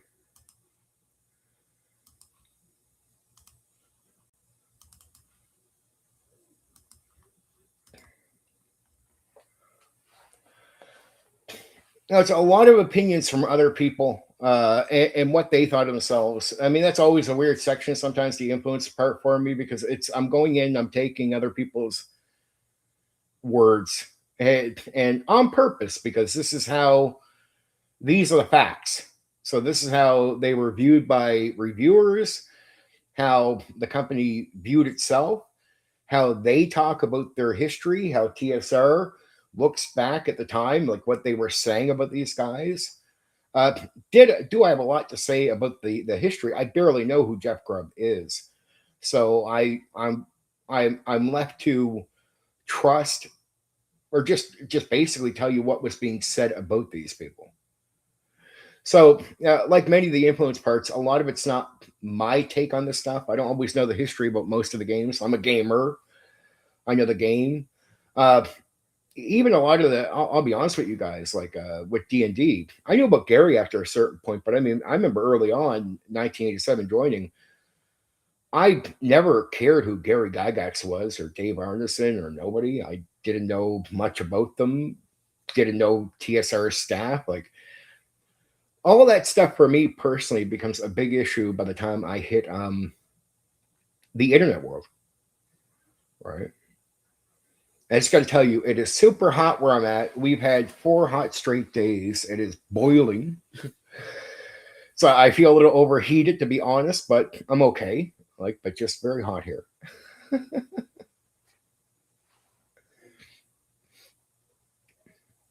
But we're going into the good part because if you're ever going to play this game, you're going to want this advice.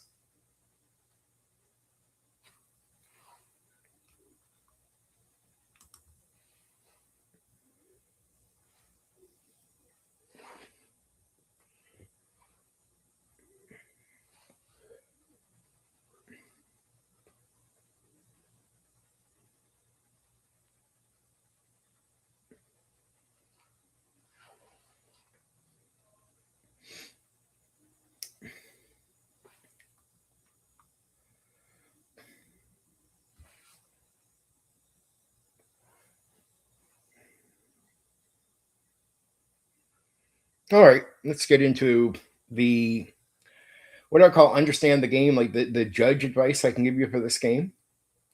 And I can actually go over all the good parts. You know, the fluff can sometimes be a little out there, right? Okay, so this is advice for the judge or the game master, as you would know them. You are the judge. Marvel Superheroes calls the person run the game the judge. The judge controls villains, supporting characters, civilians, authorities, locations, hazards, and events outside the hero's control. Mechanically, one of your most important responsibilities is deciding when the rules require a feat. This is not D&D in feat. When I say feat, it's you'll understand that a lot more as I go forward. Which ability or power applies, what intensity or opposition is involved, and what result is required. The system gives you a common framework for handling superhero actions. Learn the framework, and you won't need to separate the rule for everything the heroes attempt. So that's just a basic up front there. Like, look, you're controlling everything, of course, right? And like, just keep that in mind. So mechanically, one of the most important responsibilities is deciding the rules when the rules require a feat. So there's a this is comes down to performance and decisions, right? It doesn't just say exactly this is what happens. It's going to leave a lot to your control as a game master. which ability or power applies, what intensity or opposition is involved, what the result, what result is required, like what dice roll is needed, like what color to hit, right? The system gives you a common framework for handling superhero actions. Learn the framework, and you won't need to separate a rule for everything the heroes attempt. So basically, this game it gives you a basic framework, but a lot of freedom as a game master to make decisions. And the better you understand how the dice system works, how it works, the better you get that from the get-go, the easier it is for you to use your judgment with that supporting it. Right? So you don't want to jump in as a game master to this game not understanding. So my advice right away would be understand the mechanics like really well, because they can seem very complicated when you're initially reading over this stuff, right? Get comfortable with the universal table. The universal table is at the center of running the game. The basic procedure is determine the relevant ability or power rank, apply an appropriate column shift, roll percentile dice, really just rolling a D100, cross-reference the roll with rank, read the resulting color. The possible results are white, generally a failed feat, green, generally is a green feat, yellow feat, red is red feat. What they really means is just what level. So white is usually failure. Green is like the sort of like the lowest form of success. Basically, it could still be considered failure, but if you need it green, so white's guaranteed failure. That's what it's saying. So if you roll, the chart's like this. So the chart's all based on the numbers. So it could be like, say, 1 to 25 is white, 26 to 45 is green, 46 to 75 is yellow, and 76 to 100 is red. And you want to higher the better on the rolls. So basically, you want to roll over, 25 if you don't want to automatically fail on white. But if you need yellow, you would still fail on green.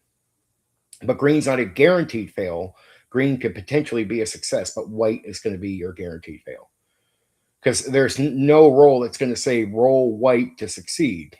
Whatever's in white is you roll that, you fail no matter what. So to succeed, if it's not hard, it would be in the green. So it'd be like 26 or above, right? If it's in this case, if it was even more extreme to see, like you need a better roll to succeed, you go to yellow, you need 46 or above. And if you're going to need the peak, you need 76 to like 100 type of thing, right? Don't think of these simply as failure, success, better success, or critical success. Different actions can require different color results.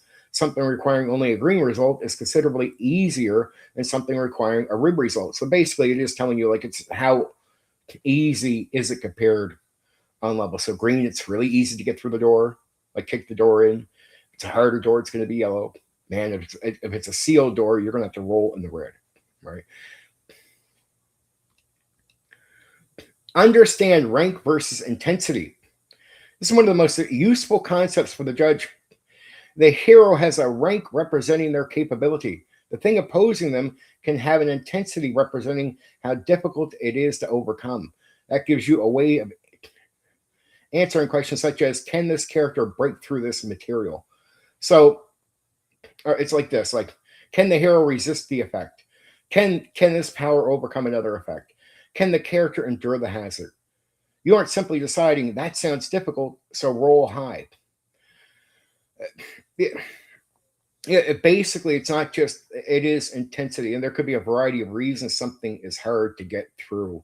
Something is hard to resist, right? So these are going to be how you measure it. If it's something attacking your mind, right, you need to roll against that. Well, how intense is it, the thing coming at you, right? That's really important. You are comparing heroes' capability against what they're attempting to overcome. The relationship between rank and intensity helps determine what kind of feat is necessary or whether the attempt is beyond what the character can normally accomplish. This is one of your best tools for handling actions the adventurer didn't anticipate. So basically, as a game master, you never know what players are going to try to do or what they're going to try to get through, or anything, like anything that they can put, a situation they can put themselves into. Well, you're going to have a challenge. Like, basically, you can't just say they go through something. You need a dice roll. Well, just understanding how this works is understanding what color that needs to be on. If it's something they're trying to do and it's not a guarantee and you need a dice roll, like that coin flip to decide, well, how hard is it? Right? That's what you're trying to decide. You're trying to measure out how hard that thing is to deal with, or whatnot. Learn what the ranks actually mean. The game master rank, the game's rank ladder gives the judge a common language: feeble, poor, typical, good, excellent, remarkable, incredible, amazing, monstrous, unearthly. So it could be like this, it could be that you versus the door, you're a very strong character. So, the judge might judge you as being very excellent when it comes to dealing with this type of thing. Well, that gives you an excellent rank. And then he says, well, okay, regardless, you need a yellow. Well, that's important because good. So say, I'll give you an example. So say good, you went to roll good versus yellow. So say yellow was like 51 to say 80, for example, right? If on good, that's 51 and up. If it's excellent, well, that changes, because excellent won't need a 51. Excellent you only need a 41, right? Because you're better. Your rank improves. So the number for yellow for excellent is less. You only need to roll a 41 or above to be able to reach yellow through the excellent rank. So each rank is just the numbers change. Like, so if you go back to feeble on white, the guaranteed fail color, it might be, say, 1 to 50, might be white. I mean, you got to roll over 50, could be on feeble, right? But as you move up, when you get to excellent, it could be like 1 to 30, 1 to 25, 1 to 20. So basically what it's saying is it's improving. That means now green is 26 and up, where if you're feeble on that rank, green is 51 and up. So your rank is just, it takes a higher number to hit certain colors on the chart. And so that's the intensity parts, like not just that you're going against the door, but how good are you against the door? I mean, some cases your abilities are going to tell you this, but this is sort of the idea of how this game functions. With even higher levels possible where the game requires them. So there is something like higher than like unearthly, right? These aren't merely numbers used when attacking, they describe capability. So what I'm saying is, like, when I say you're considered strong or excellent against the door, it's what it's saying is it thinks you're good against this. If you're not good against something, that drops that rank, right? That's all it's saying. So yellow might be the number you have to hit no matter what rank you're on. But again, it's how good are you against the thing, and that's going to be where your rank is measuring you out. Once you're comfortable with the differences between good, excellent, and remarkable, incredible, and so on, you'll have a much easier time making rulings. So it's like that randomness. You're never going, like, you don't know what the player is going to do, and then you have to examine who their character is versus whatever thing they're trying to deal with. And so you rank where the character is compared to that thing, and competition with that thing, that challenge, getting through that thing. That's the idea here. So the same language can describe characters, powers, materials, opposition, and other game elements. Don't turn every superpower use into a dramatic test. Use feats, this is this rolling system, where the rules call for them and where the situation actually requires resolution. A superhero doesn't necessarily need a meaningful feat every time they perform something routine for their power level. The important distinction is between using an established ability normally and trying to overcome meaningful difficulty or opposition. If something genuinely needs resolving, use the universal table. If the character is simply demonstrating something comfortably within their established capabilities don't unnecessarily slow the game down. So some cases you could potentially say they can go through it.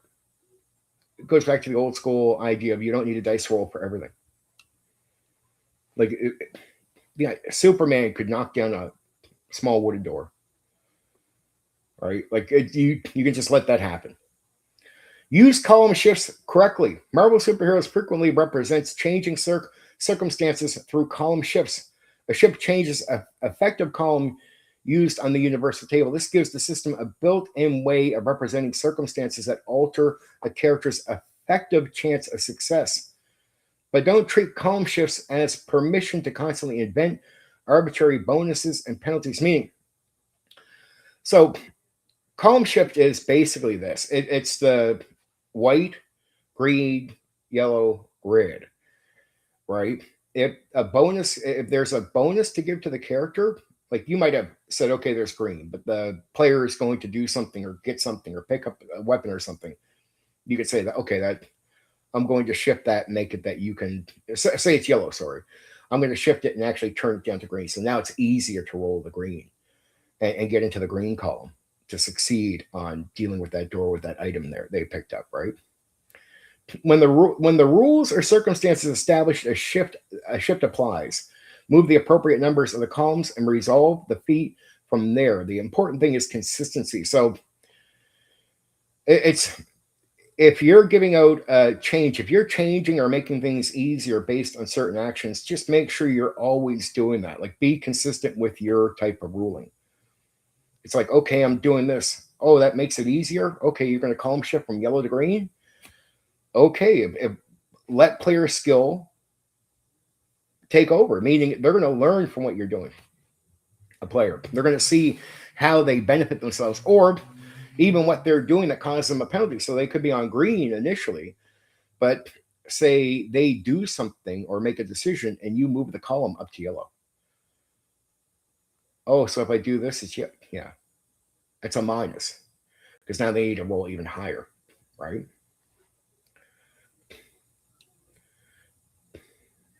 Like the rank system, answer where questions. Players are going to attempt things that aren't neatly described in an adventure. That's inevitable in a superhero game. Some might want to rip a door from its hinges, throw an unusual object, use webbing to construct something, bend machinery, use super speed for unusual tasks, sense something to a wall, or maybe use energy power against equipment, or maybe even combine their abilities with another hero's actions. Don't immediately look for a specialized rule. First ask, what is the superhero trying to accomplish? Then, which ability or power best represents it? Then determine the relevant opposition or intensity. If uncertainty remains, resolve the feat. That's what the system is built to do. So basically, all this stuff is what I'm telling you here is it's built to deal with the random, like this column and the universal table, and deciding how difficult something is, like if it's green or if it's yellow, and how good your guy is against it compared to what they're against. So it's a combination of things. The door is already hard. Okay, I'm going to basically make that like you need a yellow. You can either improve your situation, move it down to a green, or if your guy is really good against it, I could initially say it's yellow in my mind, but I'm going to look at your guy and say, boom, so I'm going to measure it back. I'm going to shift it to green because your guy's actually good against that type of challenge. Good. But if you make it more difficult for yourself, I can move it up to red, make it even harder. So you're trying to judge things, and then the type of judgment you apply there, again, the consistency is the way you examine the situation. Your players should become familiar with your thinking. They should all automatically, after a certain point, be able to have an understanding of the way you think, what's good against what's not good against what, and how you're going to judge that. And that's consistency right there. But it is there to deal with the random, because you never know what the players are going to want to go against. You have to consider, randomly how the character works for that thing, or how good they're at that thing, or what have you. It's all made for that. Let superheroes actually be superhuman. Don't accidentally reduce extraordinary abilities to ordinary ones because you're worried about making things too easy. If someone possesses incredible strength or amazing agility, that means something in the game world. The ranks establish substantial differences in capabilities. Characters with exceptional abilities should be able to accomplish things that ordinary people simply cannot. The challenge comes when those capabilities encounter meaningful opposition, extreme circumstances, or something operating at an equally impressive rank. So basically, it's again, it's okay if they tear the door off without much of a challenge or even without a dice roll. It's okay if they find something like, look, you're playing the Incredible Hulk, man. Can he smash through the wall on the side of the house? Yeah, sure. Okay, go. I don't have to roll. Okay, because understand that they are this, and if there's no justification, no coin flip needed, allow that to be real. Don't think that's too easy. It's in a way they are superhuman, so some things might be easy, but it's saying to be real to that, to keep some realism to what you expect from it is, yeah, it would be easy. So you let it be easy. Don't just always think game. Play to the realism of what the characters are meant to be. Use the environment. Superhero battles become much more interesting when locations matter. A city street contains cars, buildings, fire hydrants, streetlights, windows, traffic, rooftops, and civilians. A laboratory contains machinery, chemicals, and experiments. A construction site contains equipment and unstable structures. A ship has completely different hazards. A superhero's abilities frequently allow interaction with the environment in ways ordinary characters couldn't manage. The rank and intensity system gives you a framework to determine what happens when heroes start doing exactly that. So we go back to that randomness, right? The revised basic maps and pieces are useful tools. The 1991 revised basic set was particularly generous when physical play components with physical play components. It included 2 maps, character cards, and a large collection of stand-up playing pieces representing marble characters. Use those components when physical positioning matters. They're particularly useful for movement, even though movement's sort of weird. It's like to area. It's not like you're moving squares like D&D. Range, pursuit, who can reach whom, where civilians are, where environmental objects are located, where a civilian is trying to escape. I personally would say pure theater of the mind. You don't need pieces on the table for every conversation or investigation. Use them when physical relationship between characters becomes important. But even then, you can go here. But the pieces are there. I don't want to say don't do it. The game is made with the intent to make it easy on you. You don't need it, but this is not miniature world. These are sort of cardboard pieces. If you don't have them, go here. This will work. Know the revised basic battle effects. Combat isn't simple. Attack, subtract health, next turn. Revised basic universal table battle effects material determines additional consequences associated with particular attack and results. The judge should keep this reference available during combat rather than trying to reconstruct the more elaborate procedures. Remember from, say, like games like Advanced. The important operating principle is identifying the attack being made. Resolve the appropriate feat, check the applicable battle effect, apply the result. Special combat consequences can change the situation beyond straightforward damage.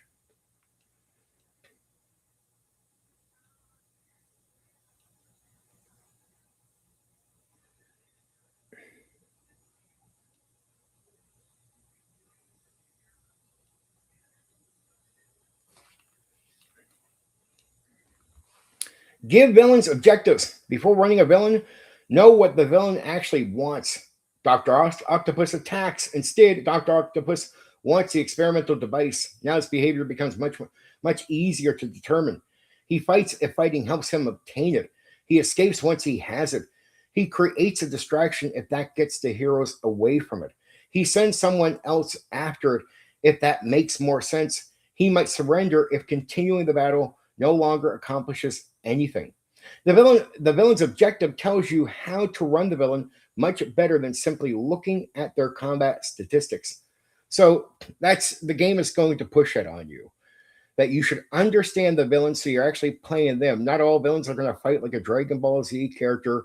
They're not going to fight like it's a video game. They're going to come at the situation with goals, and then you got to look at who they are.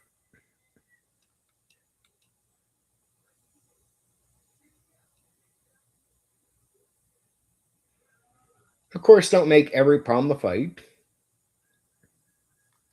Civilians give superhero events consequences. A collapsing bridge matters because people are on it. A burning building matters because someone might be trapped. A battle in downtown Manhattan matters because heroes aren't fighting in an empty arena. Civilians create additional problems during superhero encounters. Heroes might simultaneously need to stop the villain to save somebody. That naturally creates situations where simply using the most powerful attack available isn't necessarily the best solution. So don't be afraid to put civilians into the scene, right? And remember, these are heroes. They're not just Dragon Ball Z fighters. You want to consider that as a game master going forward to use them as to create situations. So first off, you want your villains to have goals and be more specific to what they are so you have an understanding of how to approach and you don't just go too random. That's good advice. Civilians should be in areas where it's look, you create drama with them and there's more than just fighting to the situation.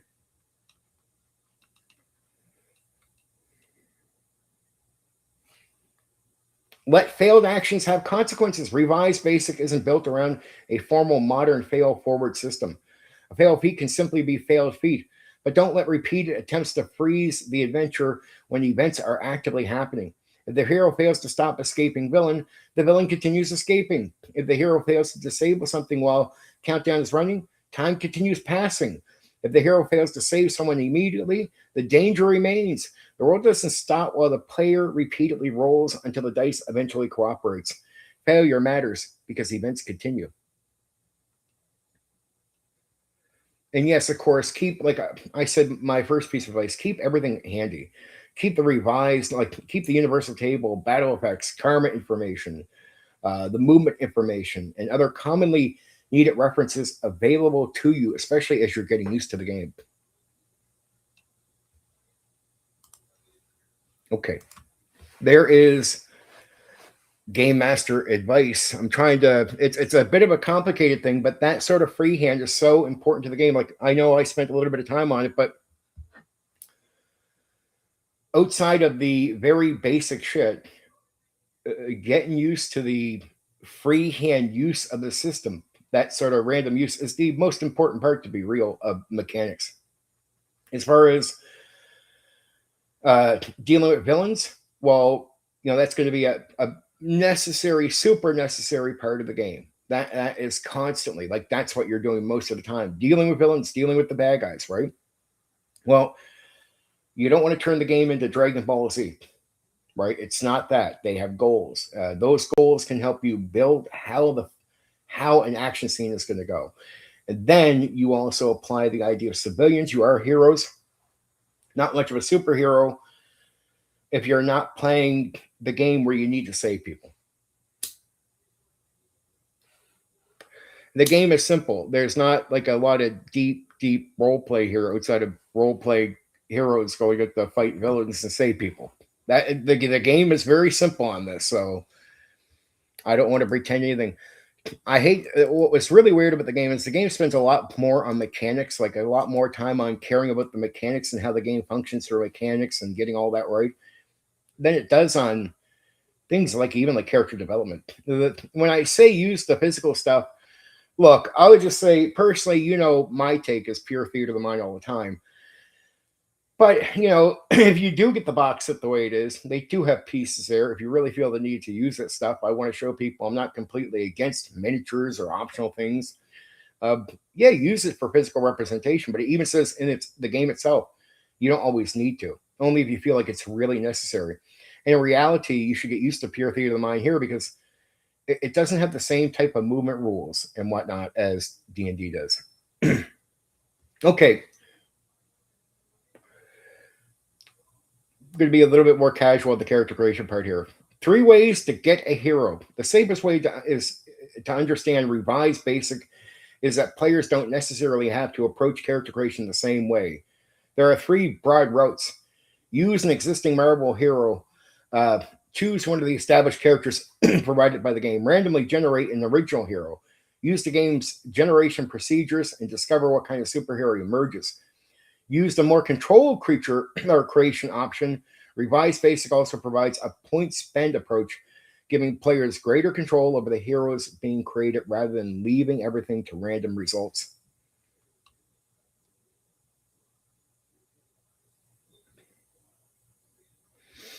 Playing a Marvel character is the fastest route. The Revised Basic campaign provides game information for more than 80 Marvel heroes. It is 80, and villains. That means character creation can effectively be pick a provided hero, understand the character's abilities and powers, play. You don't need to recreate Spider-Man or decide that Captain America's fighting rank should be. TSR already did that work. Original character creation is there for players who want their own superhero. If you're new, because my advice would be to pick one of the already pre-made existing heroes because they also teach the new players the game. Random generation creates the hero for you with the random approach. You don't necessarily begin knowing exactly what character you're going to get. Generation determines an important mechanical element of a hero. The process can therefore work almost backwards compared with a carefully constructed character. Generate mechanical pieces, look at the results, figure out what kind of superhero those results describe. That's one distinctive characteristics of old school Marvel character creation. Random. But also gives you a point buy. The 7 primary abilities. However the character is created, every hero is built around 7 primary abilities. Fighting, hand-to-hand combat is the hand-to-hand combat capability. Agility, coordination, reflexes, and ranged accuracy. Strength, physical power. Endurance, stamina, and physical durability. Reason, intelligence, and problem solving. Intuition, awareness, and perception, and instinct. Psyche, willpower, and mental strength. Their initials produce Phase Rip, which is the origin of the commonly used Phase Rip nickname for the classic Marvel system. Abilities use Marvel's rank system. The abilities are expressed using Marvel's descriptive ranks. The familiar progression includes, like I said already, feeble, poor, typical, good, excellent, remarkable, incredible, amazing, monstrous, and unearthly. These ranks also have numerical values. For example, typical 6, good 10, excellent 20, remarkable 20, incredible 40, amazing 50. The descriptive rank tells you the general level of capability. The numerical value becomes important when calculating other statistics and using the game's mechanics. Determine the hero's powers. Powers establish much of what makes a character extraordinary.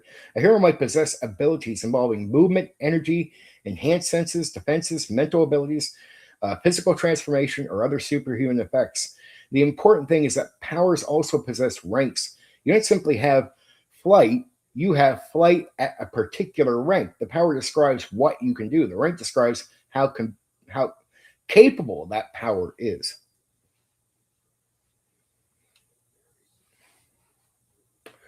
Random generation can produce strange combinations. If you're using random method, don't expect every result to produce a perfectly coordinated superhero package. You might generate abilities and powers that initially seem unrelated. Part of the character creation can then become finding an explanation that connects them. Maybe they all resulted from the same accident. Maybe several abilities come from technology. Maybe the hero is a mutant. Maybe one ability developed as a consequence of another. That's the creative side of random Marvel generation. The system gives you pieces, and you determine why those pieces belong to the same superhero. Determine talents. Talents represent specialized training, knowledge, and expertise. They distinguish general capability from particular areas in which a character has training. A hero might have an expertise involving combat, science, medicine, professional knowledge, or another specialized field. For character creation, the important thing is establishing what the hero specifically learned to do. Determine contacts. Contacts represent useful connections to the people and organizations depending upon the character. These might involve science, medicine, law enforcement, government, business, or other areas. Contacts help establish the hero's place in the world.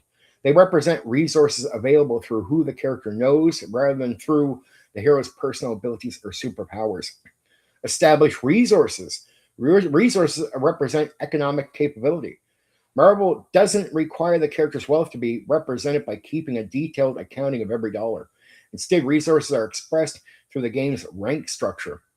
Someone with substantial resources, therefore, has very different economic capabilities from someone with modest resources. For character creation, establish the character's resource level.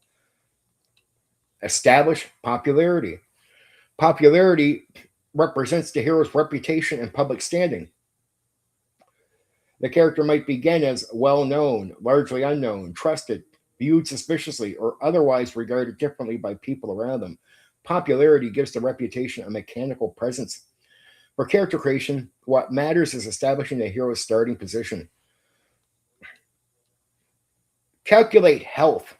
Once the physical phase rip abilities have numerical values, health can be calculated. Add fighting plus agility plus strength plus endurance. For example, fighting excellent 20, agility remarkable 20, strength incredible 40, endurance remarkable 30 gives 120 health. The easiest way to remember this is phase equals physical or health. Health, therefore, comes directly from the character's 4 physical abilities. Calculate starting karma. This is, I told you earlier, karma is the thing that where you can affect the dice roll or move up like or improve the color situation, right? So if you need a yellow, which is a higher dice roll to achieve something, but you apply some karma to the roll, you can get the game master to move it from yellow to green. So starting karma comes from remaining 3 abilities: reason, intuition, and psyche. For example, reason excellent 20, intuition remarkable 30, psyche excellent 20 gives 70 karma. So the easy memory aid is phase, health, or physical. Rip is karma or mental. Those 2 formulas make the basic structure of a Marvel character very easy to remember. Account for important equipment. Some heroes derive important capabilities from equipment rather than inherent superpowers. Armor, weapons, special devices, vehicles, scientific equipment. For character creation, establish whether an important ability belongs to the character or something the character possesses. Random heroes aren't guaranteed to be equal. This is worth knowing before using the random method. Random generation can produce substantial differences between characters. One player might end up with stronger abilities, better powers, or particularly useful combinations. Another might generate considerably a more modest superhero. That's a possible consequence of random creation rather than something revised basic necessarily forces upon every group. The more controlled creation approach exists as another option when players want greater influence over the results. So you can either go with the characters that are Marvel or use like the point buy system, right? Don't mistake unusual for broken. A randomly generated character may initially look strange. That doesn't necessarily mean the character is unusable. If you have high agility, ordinary strength, strong reason, and unusual energy power, a scientific talent, and a government contact, those results can potentially suggest the character's identity. Perhaps they're a scientist transformed during a government experiment. The point is that every random result automatically produces a brilliant character. Or the point isn't that every random result automatically produces a brilliant character. It doesn't. But sometimes the explanation connecting unusual results produce something more interesting than a character someone originally intended to make.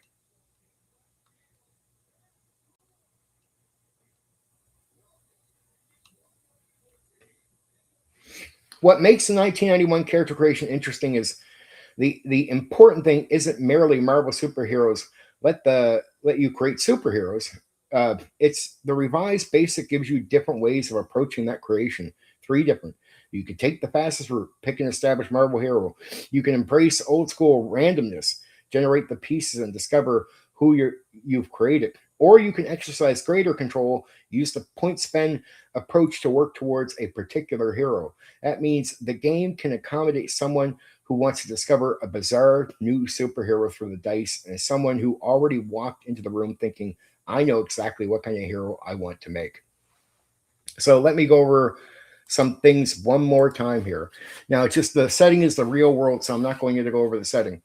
But the last thing I'll go over is, say, talking about combat, right? So you can do things like this slam technique, where it's like if you can punch, but you can also do a slam technique, which is the idea of punch and you throw somebody at the terrain, maybe into a car, into a wall, sometimes into nothing. When you're going to hit somebody, weapons or your punches can do exact sort of forms of damage, right? That will be written to the game. Remember, I don't go over every detail here, but it just damage is automatic. It's not like a dice roll. You don't roll how much damage you do. You just do so much. Equipment like, say, armor can soak up so much damage, for example. So if you have armor, you can soak up some of that damage. There's even abilities that some will have, like dodge, right? Like that could be a talent, part of your talent or whatever. You can dodge. So what happens if you go to hit somebody either through slam or just hit? They can soak up, like, so say your hit could do 20 or 30 damage. And I said this already early in the stream just to sort of cover some of this, but I'll go over this now again. Say your attack could do 30, right? Does 30 damage.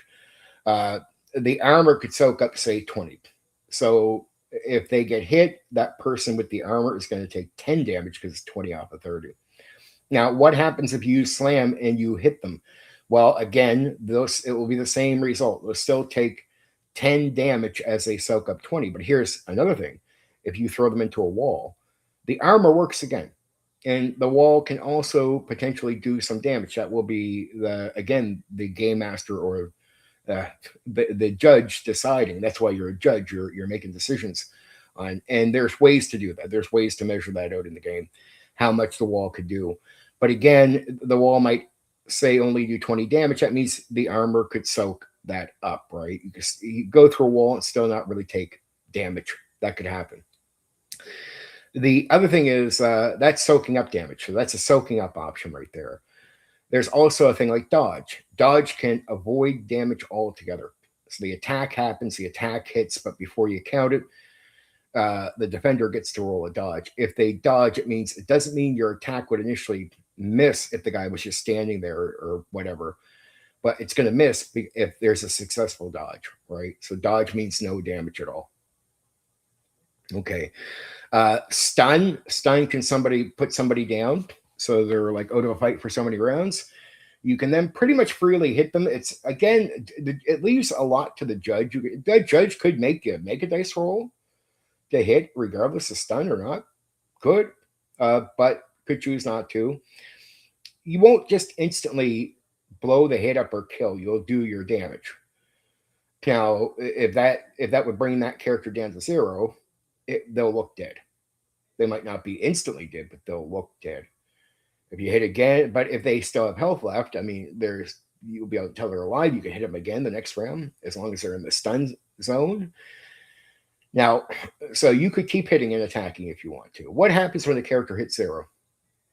Well, they're going into a phase of dying, and they're unable to save themselves at that point. They'll be able to live for so long. It is not instant death, so don't think of 0 as instant death, but do think of it like a timer. If they can be saved in a certain amount of time, they live. If not, they will die.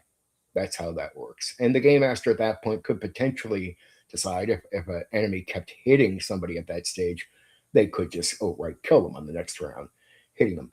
But that, again, goes back to the judgment call there. Now, I've given a lot of advice over the years for how to do spotlighting and stuff like that. You could do spotlighting here. You could do all that. You could make sure that if you feel like this guy over here is more mind power and this guy over here is strong. Well, if you get to a scene where there's an enemy that needs like physical fighting, You could make it that there could be something going on in the building, like there's people that need to be saved. The spotlight could be that there's, when I say spotlight for like superheroes like this, you want to attempt to give each type of character an opportunity to have something they can bring to the scene. So if you have a super strong character who could fight the super strong villain in the sky, they go fight. But there's also people under threat in the building, right? Or there could be a bomb that's ready to go off. Either way, somebody who has some other skills could go into the building and play their important role to it.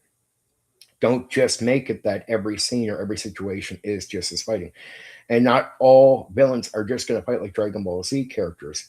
If they don't have a goal to fight and they only have a goal to get an item, they're probably going to want to get the item and get out of there.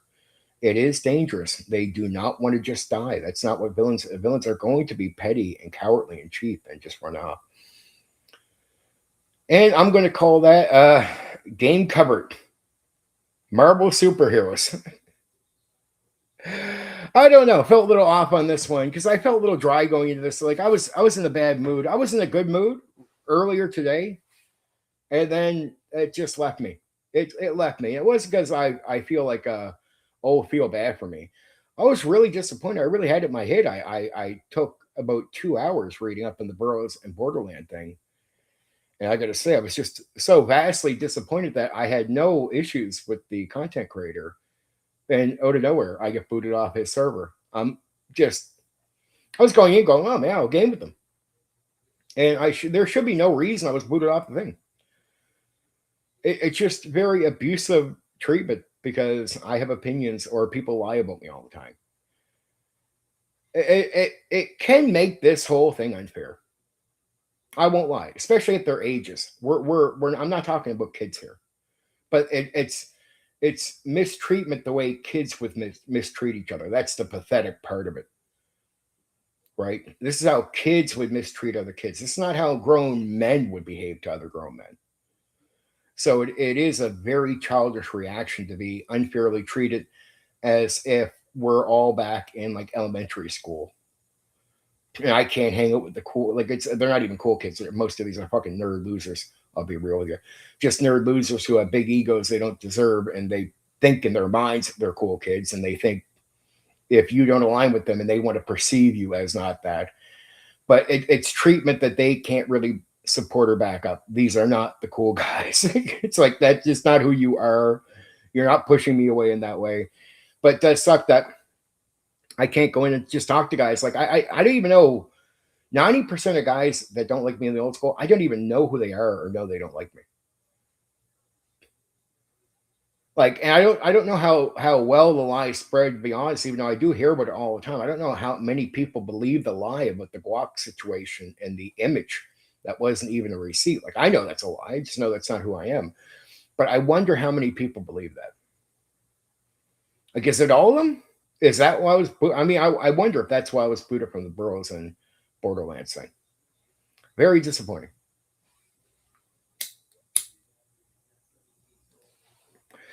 And even if I initially don't get a lot of viewers for tonight's stream, I don't care. I'll be here. I'll be back Tuesday.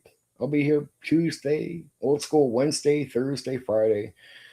I'm going to be around YouTube for many years to come. And I don't care if I have an off day, an off week. There's always next week, baby. Things will always potentially improve. I don't care. I'm not short term either.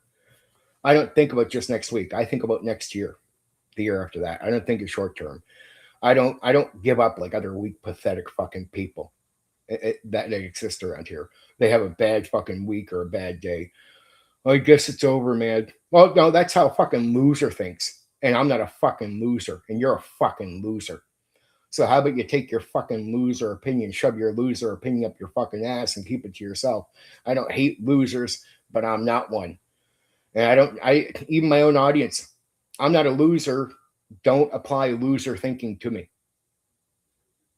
Like, I feel bad for you, Steven. Well, you can fuck off and you can take feeling bad and stick it up your fucking ass. Go feel bad for yourself. I'm not a loser. You go be a fucking loser. Don't apply loser thinking to me. That's what I say to people. I'm going to be here and I'm going somewhere. Doesn't matter. Right. And tonight, I knew there are probably not a lot of people that like this game, but I'm not a loser. I don't care. I don't care if a lot of people view me tonight. I don't care if I have a bad week. I don't care about none of that. I'm not a loser. I get after my audience when they come at me like, I feel bad, man, that you're not. Just shut the fuck up, dude. That's how you think for yourself. I love you. I appreciate that you're supporting me, but I'm not a fucking loser. I'm going to be, I think, long term. I don't care if I have a bad day or a bad week. I'll be here next year or the year after this. Don't worry about me. I'm not going away. None of this fucking phases me at all. Right? Just if my supporter thinks like a loser, I just say I appreciate the support, but you go put that loser type of thinking to your own fucking self. Don't bring it here. Don't bring it here. Don't feel bad for me. Don't. I'm not a loser. Right. I just know too many guys that are like, if they have a bad day or they have a bad week, I guess like I'm done on you. Just shut the fuck up, dude. I don't care. I don't care. I don't care when people attack me. I could have a rough week where they attack me. It's like, he's done. Dude, most people will forget by next week. Shut the fuck up. Nothing lasts. You'd have to continuously attack me on certain subjects forever for it to last. Most people eat shit up and they forget everything within days. So I just don't care. Attacks don't work on me. Oh, we got him. No, you haven't got me. Go fuck yourself. You haven't got me at all. I hate when losers come to me. It's like I do. I love the people that support me. I really do. I really do. But I just don't want loser thinking. I'm not a loser. I don't even want to hear it. I don't want to hear it. Drag yourself down with that loser fucking thinking. Go ahead and drag your own fucking life down. If you have a bad day or a bad few days and you think you failed at something and everything's over, look, dude, you're a grown man. I can't help you, but guess what? Next week we'll be here. The sun will fucking come out, right? People will forget something that happened the week before. So who knows how next week goes compared to this week? Now, I think long term. I don't think short term. It's like people don't get it when they come at me for YouTube. It's like, dude, you can attack me. I'll be here next year. I have content ready to go for years to come. I know the content. I know my lineup. I know everything. I hate when people bring loser thinking to me. You go be a loser. I know my fucking value, right? And I don't care if people choose not to see it right now at all. Like, I just don't give a fuck. I don't need them blowing smoke up my ass. I know I fucking run circles around fucking most people. And too bad for the borders, their own Borderlands people. They lose out on a fucking good fucking dungeon master for very childish fucking reasons. I've done nothing wrong to these fucking people. I've done nothing wrong in this fucking community and this fucking warped view of who I am. Whoa, he's just he's this. He's whatever the fuck. Go fuck yourself, you fucking pathetic trash. If you have to talk shit about me on your fucking stream or in your fucking videos, you're a fucking pathetic loser. It's all fucking projection. You're fucking pathetic. I don't bring you up because I don't need to, because you're a fucking nobody. You bring me up because, well, it helps you fucking grow your channel, doesn't it? You fucking complain about me because you're fucking jealous. And kiss my ass. You're jealous. That's why I don't talk about you. I'm not jealous of you. You're jealous of me. I know more than you do. And you know it. That's why people talk about me. Even people with bigger channels. Yeah, it's like, dude, okay, you do bullshit content to grow. The difference between me and you is I'm real and you're fake. And of course, you want the respect a real person gets. And I'm sorry, even at, say, some people that have 8K and 10K, doesn't matter what your fucking following is. You know, you don't get the respect of someone real. You get people that are happy that you kiss their ass with some type of content they want to see. You do not get respect to real at all. That's nobody's copying what you say on their stream. People copy what I say on streams. The guys with 8,000 and 10K, nobody's listening to you and then mentioning what you say on other streams to look impressive in front of an audience. Nobody, because you're not saying anything worth saying. Difference between me and a lot of guys around here is the reason people copy me is I'm saying something worth saying. I'm saying impressive shit. I know more than you do. There you go. Jealous fucking incompetent fucks. A bunch of fucking old school tabletop role playing game fucking content creators out there just fucking plain out fucking jealous of me and have been for 7 years. Fucking jealous. Fucking jealous. And yes, I'm better than you. Oh, you only have, I'm still better than you. That you and your fucking audience just hate me because I say things that doesn't kiss your fucking ass. But I have talent, even if you don't want to fucking acknowledge it, and I don't need you fucking losers to come here and rapidly build me up to make me think I have value. You go build up some fucking fake guy who talks at the AD&D 1E book without a fucking opinion. Go kiss his fucking ass. He has no fucking talent at all. Put him up on a fucking stage in front of an audience, they fall asleep. It's all fake. Donkeys pretend to be fucking lions. But I see them exactly for who they are, and I see their fucking audience as phony as they are, a bunch of fucking donkey fucks. Fucking losers. So sorry. Yeah, I get it. An echo chamber is a little mad at me and they're jealous of me, and they don't rapidly build me up, and they can make things be perceived as something, but I don't give a fuck. It's like, how do I have an audience? Well, because you're incapable through your bullshit of holding me down forever. How do I have an audience?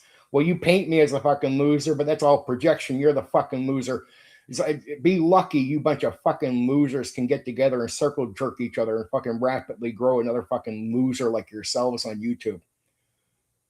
All you fucking loser fucks get together, then you build each other up. Be lucky there's 10,000 or 15,000 you fucking circle jerking fucks, and you don't give me your support so I don't rapidly grow. Oh, as if I give a fuck.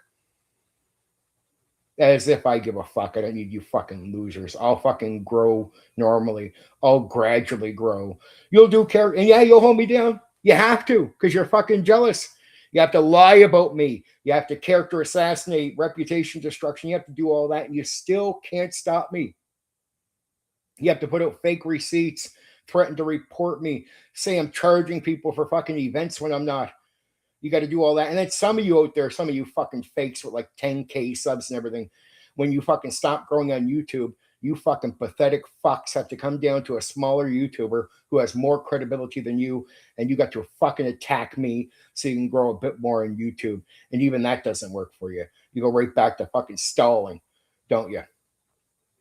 Sorry, dude. There's not always going to be a fucking lockdown to save your ass. See, I don't care about the rapid growth doing cheap fucking pathetic content. There's a ceiling. There's a short ceiling to these fucks. There'll never be 40,000. There'll never be 50,000. There'll never be 100,000 because it's a small fucking group. It's a pinch of fucking people, and there's a ceiling to them, right? And you go ahead, the content creators serve those guys, but guess what? The rest of the audience will fucking ignore you. And yeah, right now I get roped in with you fucking pathetic losers, but that takes time to earn some credibility. Of course, I got to get better at this. Of course, but I have talent for this. You don't. I don't have to attack people to grow. You do. I don't have to read from AD&D 1E book without barely a fucking opinion to share with anyone. You do. I don't have to go on about the same module 500 fucking goddamn times to grow my fucking thing because I don't have much else to say. You do. Yes, man, pathetic content.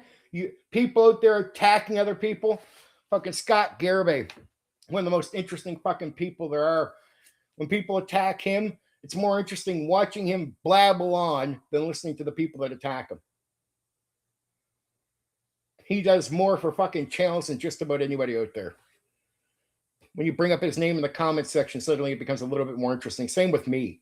You bring me up and you go from, oh, boring. You're just talking about AD&D once again for the 5 millionth time.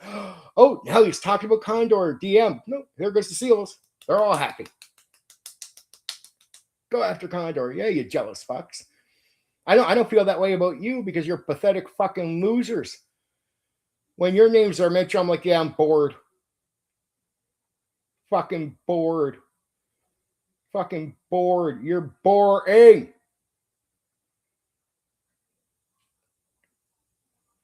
Yeah, of course, I'm not going to talk about the same shit over and over again because I don't want that fucking small ceiling audience. That's all it is. The majority will never fucking recognize content creators that do that. I'd rather take forever getting somewhere with the majority than any other thing. Hey, Theo. It was a good one, man. I do hope you checked out some of it. But it's good. It's good for the randomness and all that, because you, like, as players, like especially like a guy like you, Philo, for the Marvel superheroes, players like you or even say are the type of guys that you purposely won't fuck with the game master, but you'll fuck with the game master, and it's at least it understands that if it's too rigid of a game, you'll try things that would fuck a system like that.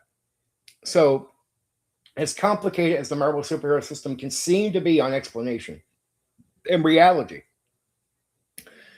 it's made for a guy like you who comes along and says, I want to try that ridiculous thing that the game master never thought of. And the game master's like, well, okay, actually, I can handle that.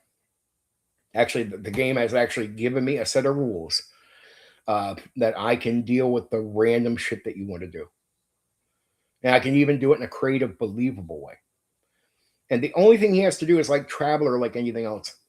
The only thing when you're being random, and Philo, this is good advice for any game where you go a little freehand, when you're given authority as a game master, the one common piece of opinion when it's you, because you're called a judge in this game, but when any game, this is true for any game, when you are given free reign to do something as a game master, make decisions instead of having a rigid rule line where it's like players do this exactly happens. No, you got to sort of take the tools you're given and go, oh, this is how I'll deal with it.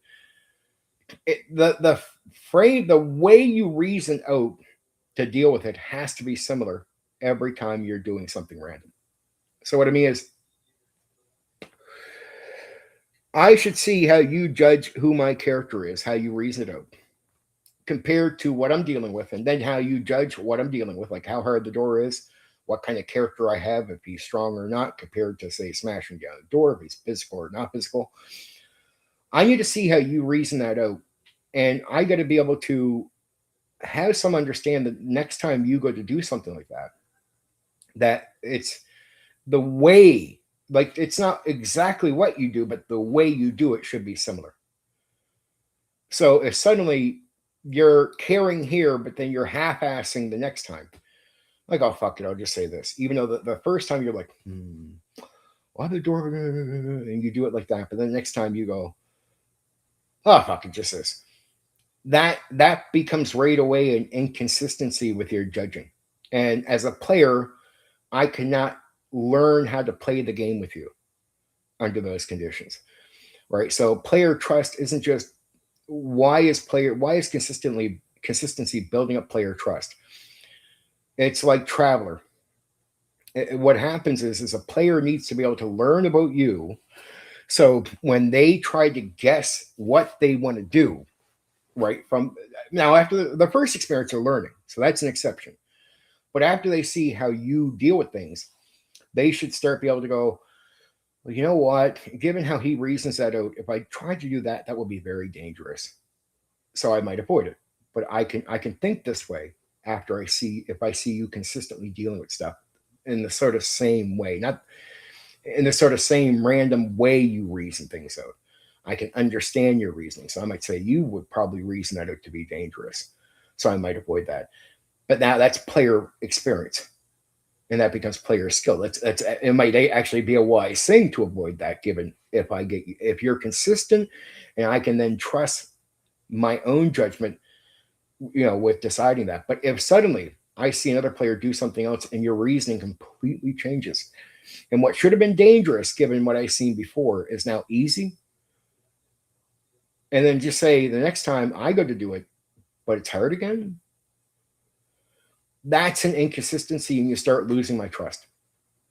Because as player skill, you want to be able to reason out if something's going to be easy, mid-range, or that. You can't always tell, but you are playing a gamble.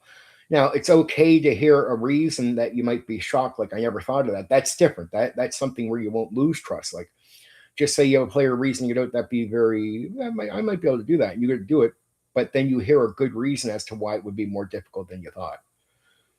That doesn't lose trust, right? It's just now you're being better informed by the game master.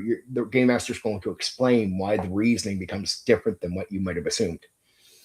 But that becomes important. That's every time you're given free reign as a game master in any game where judgment is on you more than it is on, say, a rigid set of rules. Good advice would be consistent. And it always sounds like simple advice, but it's not. It is meaningful advice. Because that advice is how, like in Traveler is all improvisation when you're reacting to what players do.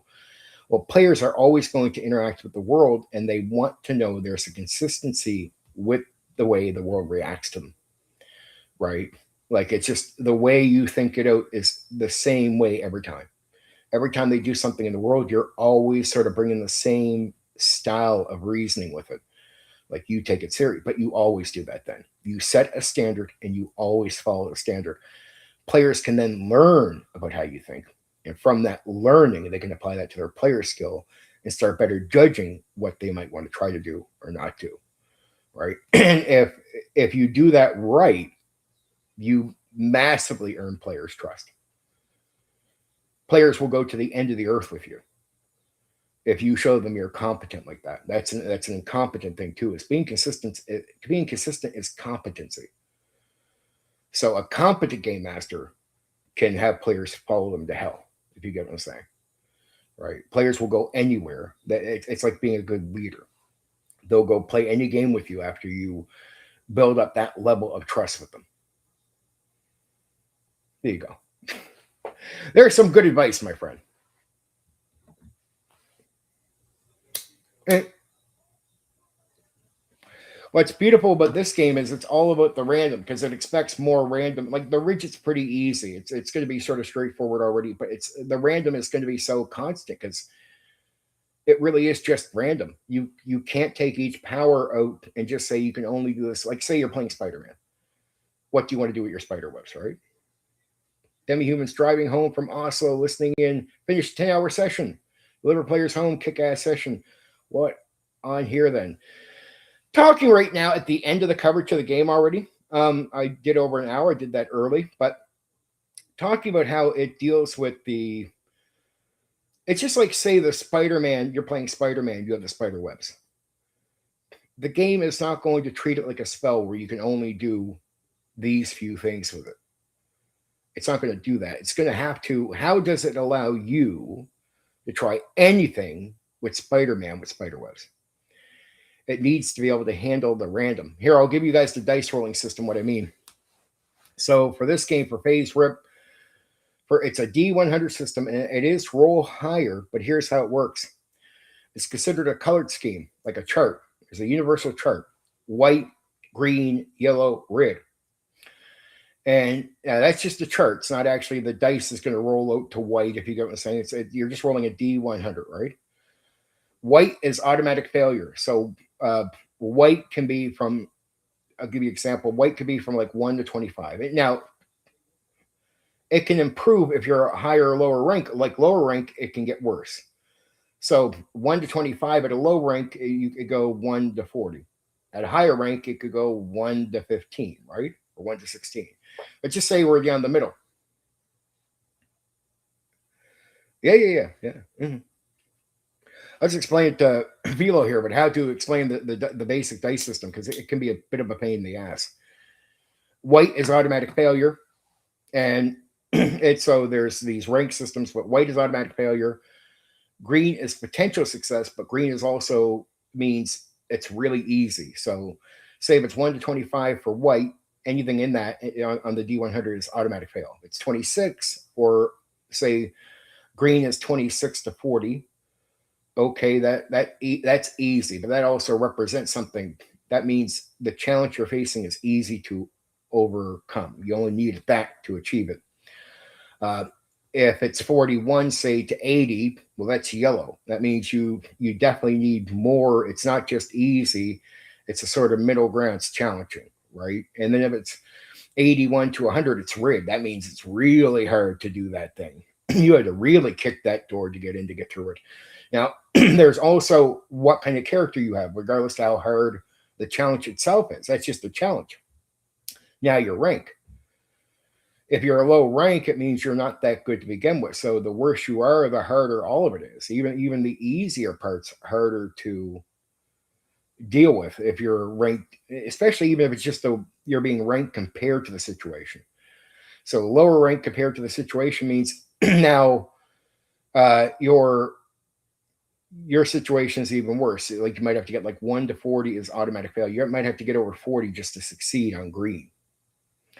But if you're really good against this thing, say you're super strong and you have a higher rank than that middle ground, now say you only, say for example, it's 1 to 20. So now you only need to roll a 21 to hit the green. And say green is all you need to roll to kick the door in. Cool, right? So higher rank is easier. It's all it is numbers represent the colors. And white is automatic failure, so that early 1 to whatever is always going to be white, the failure area. Then there's the 2 mid-ground ones, and then whatever the end is, it's the highest roll there is. That's red. And it all challenges from fighting to doing a thing is all based on that rolling. So say you want to do the spider web to catch something in the air. Well, all right, well, how hard is that challenge? Boom. How good are you at doing the spider web thing? That could decide your rank. Then there's also bonuses. So you could consider column shifting, which is, say you do something regardless of all that figured out. You tell the game master you want to do something, but you actually want to use something to help you. So say he put it on yellow, that was the only way you could succeed. But you say, I want to use this item to help me. He might say, okay, I'll shift it to green. Now you only need green to succeed. So you can create bonuses by what you do, not just who your character is. You could pick something up. And so what about when you want to catch something midair with your spider web? Well, that's random. There's no way you can just write all this out to be specific for spider web use. You have to have it be random. So the game has a very great system for going, or how hard is the challenge? How good you are doing something? And what else could you possibly be using to make it easier? Or even worse, it could be worse. It could be what might be, say somebody's trying to grab you. Okay, so say it was at green at first, but there's somebody trying to grab you and stop you. Well, the shift could be negative towards you, so now we can move it up to yellow. But either way, now the game master can let you try to do anything with the web shooting. You get what I'm saying? Like it's now you can try to do anything. And it could even be that there's a civilian there. So you're trying to pull somebody down. And see, when it comes to combat, the game even wants you to think like this. Don't think of it like Dragon Ball Z. So look at the goal of the villain when they're there, or the bad guys. They're not always going to want to fight to the death. They might just be there to get an item. So always consider the goal so you can shape out how the action is going to go down. And then your superheroes. You can't just have it that where you're having Dragon Ball Z fights. Usually there's going to be civilians around and possibly in danger. And then you can consider spotlighting from the DC heroes thing, which is really wise. So say you do have a variety of different heroes. The spotlighting thing isn't that well spelled out here with Marvel superheroes, but it's something you should be using, which is, say there is a villain that is super strong that can fight, and you have a superhero character who can really do the fight. Good, let him go fight. But what about your smart character? Well, there might be civilians that need help in the building. There might be a bomb in the building that needs to be taken care of. So make sure there's more than one thing going on. So you have these smaller activities, you have the bigger activities, you have the stronger activities, the weaker activities. And now everybody can be important in the same scenes. The strong guy can do the strong thing. The weaker guy can do the weaker thing. The mind guy might be able to read somebody's mind to get an answer. You get a hold of those guys off while I try to figure out what's going on. Okay, I can do that. Strong guy holds guys off. You go figure out what's going on. Right? So it's spotlighting, randomness. It's really good on this stuff. So if you ever want to play a hero, how would you freely as a player do whatever the fuck you want freely? That's how the whole system is set up, to let you freely do whatever it is you want to do, period. And then the consistency part there, Philo, would be my finishing point. how you judge things, the way you approach, whatever seriousness you put to it, that got to be the same way you think every time. So players can get used to how you measure things out. They can see it in practice. So how do you randomly think things through? And they'll get to know you. That will be your players getting to know you, and that through them getting to know you, that experience that builds player skill to the point of now they can be a better judge of going. Well, knowing how you judge something, they might have a better idea on a gamble that this thing might be easier or harder, like based on how you approach your thinking with it. And so consistency is important to build up trust, but also let players figure out how to play the game. And if they can guess a lot of times after getting to know you, that's not weakness in your game mastering. That's them understanding how to play the game on their own end. Let that be a thing. Don't see that as weakness. The other thing the game also pushes is, remember, these are superhuman characters. Not everything needs a dice roll. Incredible Hulk can smash. If he wants to go through like a weak wooden building, okay, you let him smash the wall. You smash in. Do I need to roll anything? No. Like if he's overwhelming, you don't always need a dice roll. And you might think, well, that makes it a little too easy on them. Well, forget the game aspect and go to the realism, because that they do want that to matter in the game. Designer intent. They want it. Look, they are superhuman. Let them be that.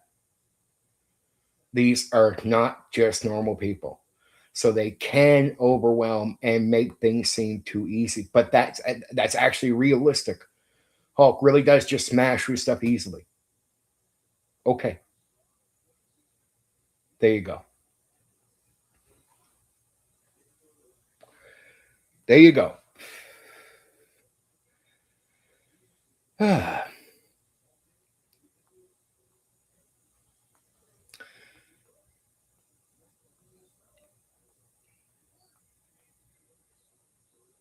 Like past the fluff in my notes, I feel like I better explain the game at this stage than I did earlier.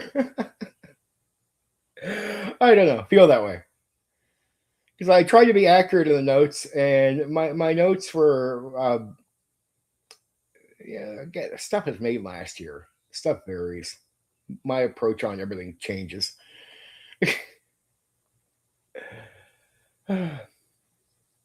But yeah, getting used to this stuff still. Still adjusting. Still adjusting.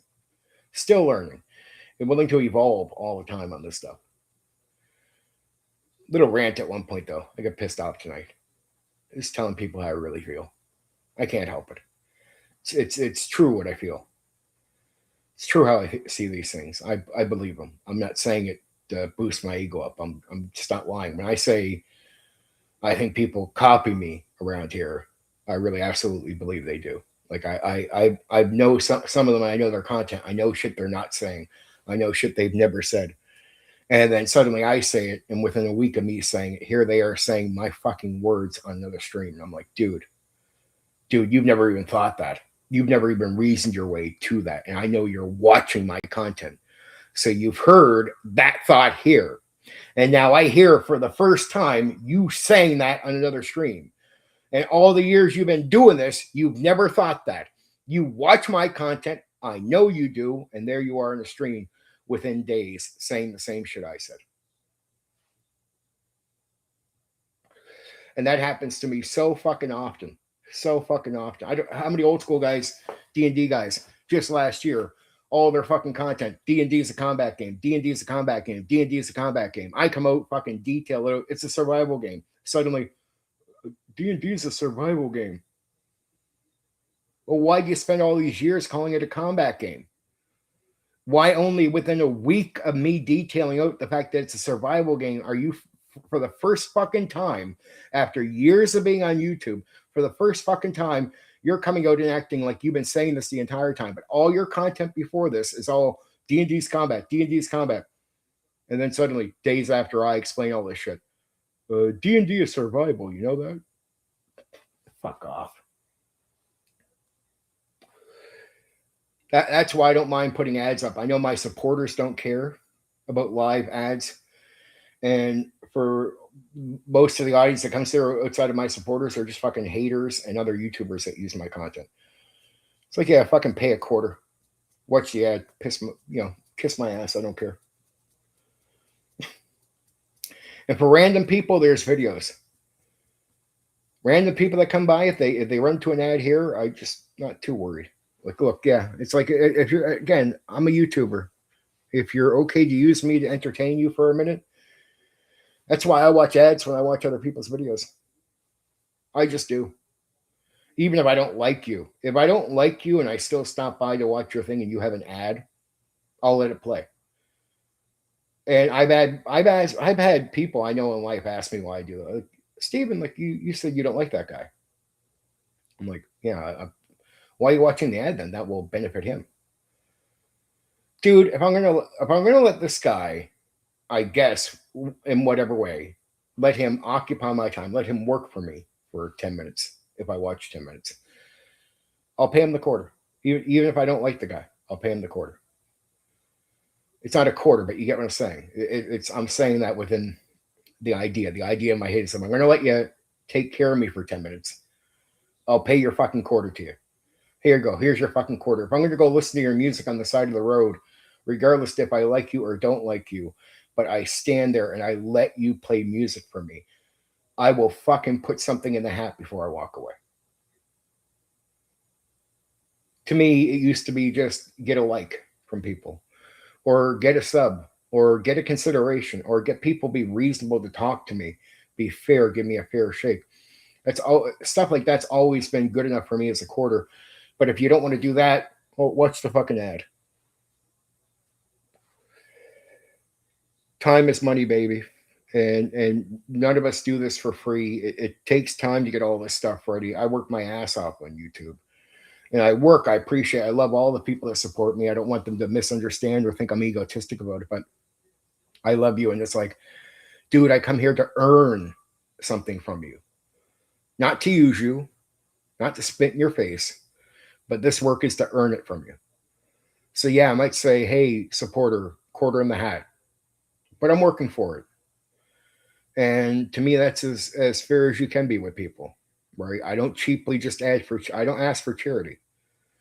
Anytime I make a request or even do a video saying it'd be nice if you watch the ads or something, like, understand I might be asking, but I think I'm earning it. And if I feel like, occasionally I feel like if you're not giving the quarter and I'm earning the quarter, yeah, sometimes I've been told it's wise to come out and remind people to give you the quarter for the work you're doing. Okay. And sometimes it's people don't mean anything bad by it. Like, a lot of people will support you when they're reminded to. Because they'll actually be like, yeah, I watch your stuff. Sorry, I forgot to press the like button. I forgot to do that thing for you, right? But they don't disagree. It's just we're all busy people. Sometimes we can be ignorant, and not ignorant, stupid, but just ignorant. It's part of life. And if people get a reminder, it helps them go, yeah, man, I don't mind doing that for you. And yeah, I watch your stuff. You've earned it. Sometimes people just need a reminder. So I'm not ashamed of coming out and say, hey, supporters, please watch the ads, do the thing, because it's like I'm earning it. I work my ass off here, and they know I do. And I love them. So it's like I take care of them. It's a scratch my back, I scratch your back. And it's like, if it wasn't for that, I mean, I go hang out and talk to them on Discord all the time. Like, if I just wanted to be friends and not work for them and not be entertainer and not do all that, not earn it, I wouldn't do YouTube all the time that I do. I'd be on Discord, and I wouldn't be on every day, and I wouldn't have time to be every day. I'd be out hustling and making more money, right? Because that's what you got to do in life. So if I give that type of commitment and time to people, it's just like saying, like, dude, it's what people do. They work their ass off to earn support.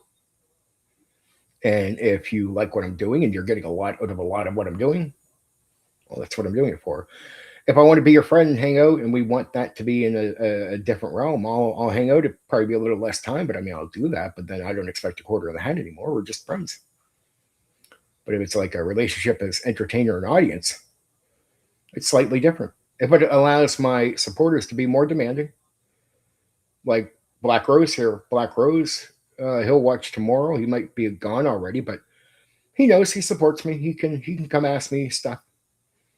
And he knows I'll go to my way the more support I'm given by certain people to uh, take care of demands. That's what supporters get, man. They get to be more demanding than your friends. And so that's another privilege they get that you wouldn't just get as a friend. You can't just demand shit from your friends all the time. But if you're the audience and we have that relationship and you're supporting me, well, then you do have the right to be more demanding. And I'll respect that on that end too, right? So it's a back and forth. That's the way I see it. But that's almost 3 hours. And I did a lot of focus on the game other than talking about some other things. Here you go. Not many people talking tonight, and it's like it's not that I needed that for certain parts of it. I could say what I wanted to say, but at this stage we're at the Joe Rogan casual part. I don't know. I don't know. I don't know. I don't know. I don't see too many people chatting tonight. I got tonight. I got to do some more Burning Wheel reading. I got to make a character for tomorrow. Sort of my aim, and then I'm off streaming until Tuesday. I'll probably do a video before then, but off until Tuesday for streaming. And I say off because this is work for me. I don't know. That's where I'm at. And I remember I do the solo, so it's not like I always have a panel of people talking to me. It's not like they earn much more than I do. When you need 4 people on the fucking panel and you can only still get so far, I don't feel too bad. Of course, you're gonna get higher numbers if you got like 4 fucking people on with you.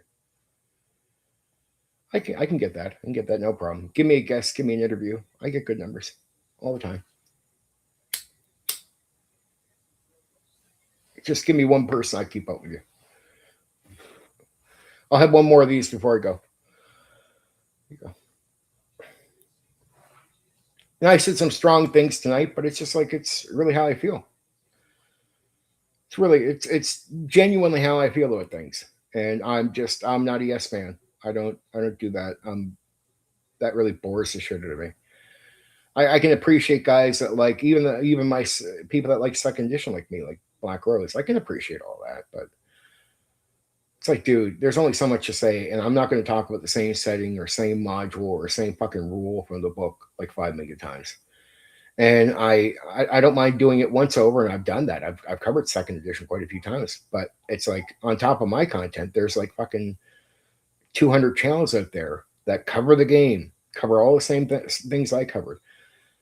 No one's lacking in second edition content, including my own, right? And I don't know if I meet an audience where I meet someone who doesn't have much to say intelligently, but he'll keep coming back to me week after week for me to say the same thing about 2E. Talk about the same module that I talked about 3 weeks ago. Same setting, same game rules. And the guys are always just constantly showing up to that. Like, I'm like, dude, that reminds me of a retired home. Like, I get we're old school and I get why some of this is going on. It is like, I always look at it like people watching Wheel of Fortune or The Price is Right. Like, you ever see the old folks home where they're watching the same game show every fucking day? That's how the old school part of the tabletop role playing game hobby can feel sometimes. Like, you're on the TV doing the fucking Wheel of Fortune game show, and the same fucking old people are sitting around watching you do the same fucking thing today, the next day, the next day, the next day. It's just like a year from now, it's the same thing. And when I watch guys that do Yes Man content for the old school, that's all it is. It is day after day the same content, week after week the same content, month after month the same content, year after year. It's like everything you said about AD&D 1E this year, you'll say it all again next year. Same fucking rhythm, same fucking gimmick, same fucking words, same fucking opinion. Barely anything progresses from there. It is just The Price is Right. It is Wheel of Fortune for old people. I'm 46. I'm not 60. And I like the idea of reaching out to more people in the hobby than one small fucking portion of our hobby. That's old and minimal. and watching the Wheel of Fortune all the time, watching the Price is Right all the time. That's yes man content. I don't do it. I find it boring to watch it. And I don't care if those guys might get 10K subs from that small ceiling of people and I only get like 1K and they're not supporting me because I don't do the same shit day after day, week. Fair enough. And then there's one smaller group of political people in around the old school. They call the right wing. And they're a very small group, but what these small fucking little groups do is they build you up rapidly. But it's a limit. You hit a wall really quickly. You'll stall out because there's only so many of them. But now you got to attack people on the opposing end every week, every day, day after day, week after week, month after month, year after year, same shit. And it's still the old school. So it's back to the yes man content or politics. And it's like, it is back to Price is Right and Wheel of Fortune. And I'm sorry, guys. I love the old school. I love the old school D&D community. But I'm not going to fucking live my life as an entertainer for an old folks home. And that's what the content creators around here are doing. They are serving an old folks home. They are the Price is Right and the Wheel of Fortune. I am not that, and I will never be that, and I don't want to be that, and I'm not retired. I don't want to retire, and I don't want to be in that zone. In the old school, here's what I don't like about that portion of the old school, that because it's not even the full old school. But here's what I don't like about them. They live in their old folks' home, but then all of us have to live in the old folks' home with them. They expect us to all see this the way they do. They expect us to act like they do. They expect us to all fucking be retired with no fucking lives like they are. They expect us to all either be the guys making the Wheel of Fortune or be the guys watching it with them. And I don't want to watch the Wheel of Fortune with them. And I don't want to be the guy producing the same Wheel of Fortune show and the Price is Right show every day. And I want to see more of the hobby. I always have. I've been someone who's played a bunch of games. I don't care. People can lie about me from that echo chamber. They don't get it either. I don't get. It's like, dude, the only people listening to you in the echo chamber are other people in the fucking echo chamber. That's why I tell people that attack me on X in that echo chamber. It doesn't matter what you say. If I ignore you, I don't hear about it. And the reason I don't hear about it is you have no fucking reach. Not a single fucking person outside of your fucking bubble even knows you fucking exist. Nobody knows. Nobody tells me nothing. I still get the questions. I mentioned the Bro OSR recently. Who are they? I mentioned certain content creators in the fucking YouTube thing. People don't fucking know who you are outside of your echo chamber. Even if you have 10K, you are in an echo chamber. Nobody knows you. Yeah, I don't care if you're some retired TSR staff member either. Guess what? People still don't know you. I barely knew who Gary Gygax was when I entered the hobby. And until I hit the year 2000 and went to a forum to be told about it in an echo chamber, I wouldn't know who the fuck Dave was. I didn't know who half the fucking people were. And most of the people in the hobby still don't even know who fucking Dave is. They barely know who Gary is. And this is even with WotC saying the great Gary Gygax. There's still a bunch of WotC people going, who? And not even because WotC attacked it, because they don't give a fuck.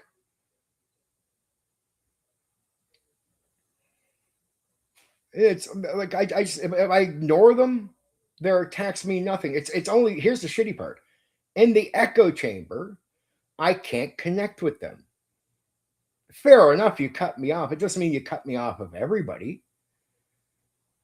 Like nobody knows. I hate to say if you do 4 streams on me, Vulture this, nobody knows you. Nobody knows you're talking about me.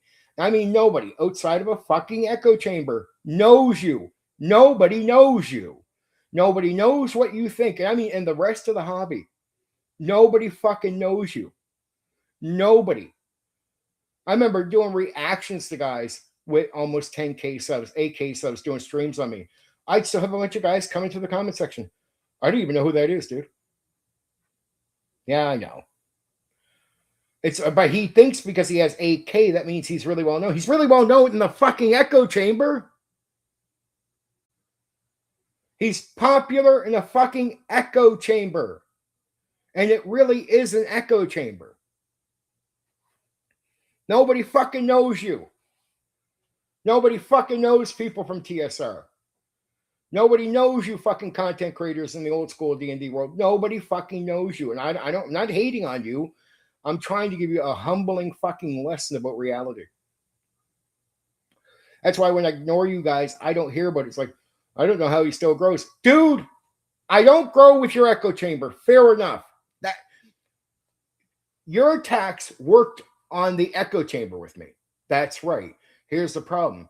If you get this delusion in your fucking head that you have reached outside of the fucking echo chamber, that's why I still grow, because you don't. People don't even know I'm being attacked. I bring up this thing about the receipt thing. Almost nobody knows about that, and they still won't. I'm only trying to reason with people in the echo chamber, which I know is a stupid move. When I say it's brought up to me all the time, I'm talking about people from the echo chamber bringing it up to me, not people, and that includes old school people outside, which are the vast majority, outside of the old school echo chamber. They don't know anything. They don't know anybody on X. They don't know who the Bro OSR is. They don't know anybody. They don't know the fucking YouTubers with thousands of people, but they don't know any of you. And they're the vast majority of old school people. The majority of old school D&D people don't know who you fucking are. That's why I still grow with them. That's why I still am able to communicate.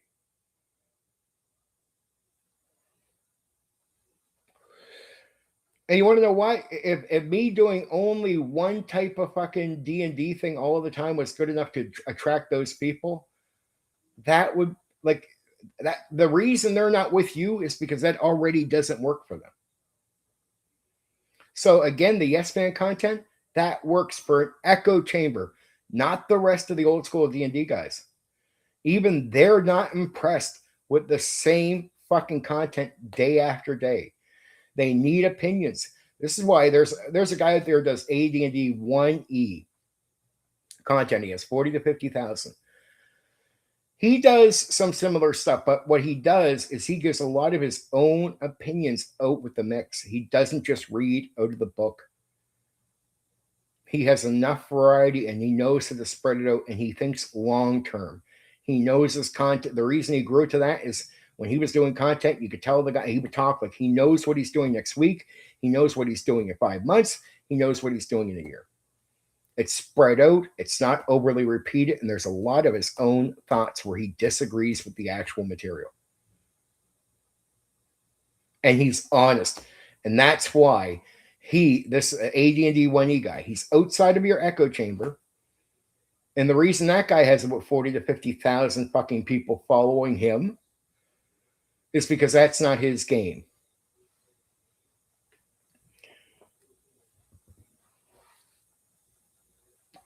There's another guy that recently hit 15,000. I get accused of using AI all the time. I don't. I write my own shit. It's boring. I mean, the most I did was use a blueprint. I couldn't come up with a blueprint of how to do rundowns and how to structure them and what to say. And it's like even the fluff work. It's not my language. It's not even AI. It's mostly the language from the companies and what they say and what reviewers said about them. Which, I mean, that's just me telling you. I cover the facts and what, say, the staff said about their own fucking game, what reviewers of the time, what the market said. So a lot of that can be seen very impressive and a little bit outside of my own dialogue. But it's their dialogue. That's not AI. I got a blueprint. I'll get accused of using AI. I tell you, the same guys that will come around and yell at me about it using AI will look at other old school content creators around the D&D world. One guy who's definitely fucking using AI, and nobody says a fucking word to him about the fact that he uses AI all the time, and it's obvious. I don't even do it and I get accused of it. Even when they think they busted me, let's like go back to an H Wars game. I mean, what I said is pretty much spot on. I remember I used some really bad images and I just didn't even check the image. I just put the fucking images up. I didn't even run the game. I played it and I had trusted a certain thing. I remember going to get editing. It changed a few words of what I was going to say when I did the fucking rundown.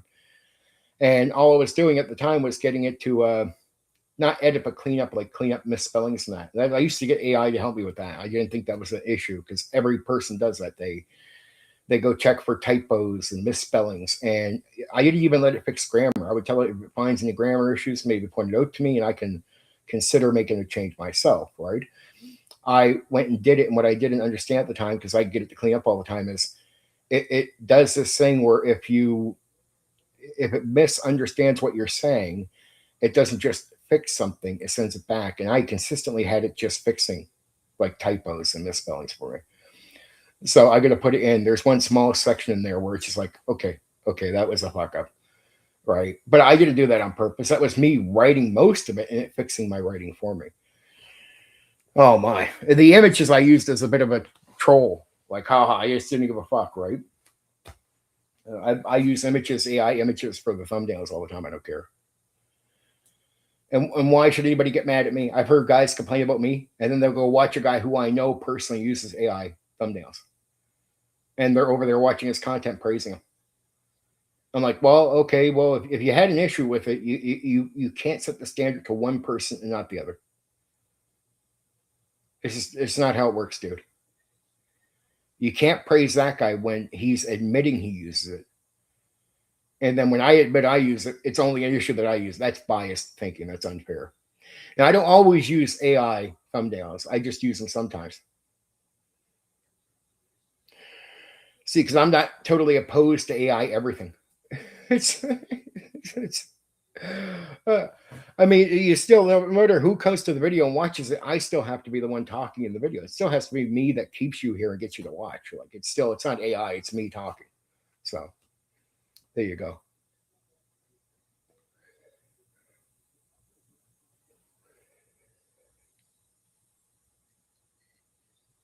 Anyway, that's it. I got Burning Wheel to go check out, do all that stuff. I give you a bunch of time. It's over 3 hours. I give you more time than most people give you. I do it by myself. I'm not insecure. I need fucking 3 or 4 other people on here with me to talk to you. Okay. I love you. Take care.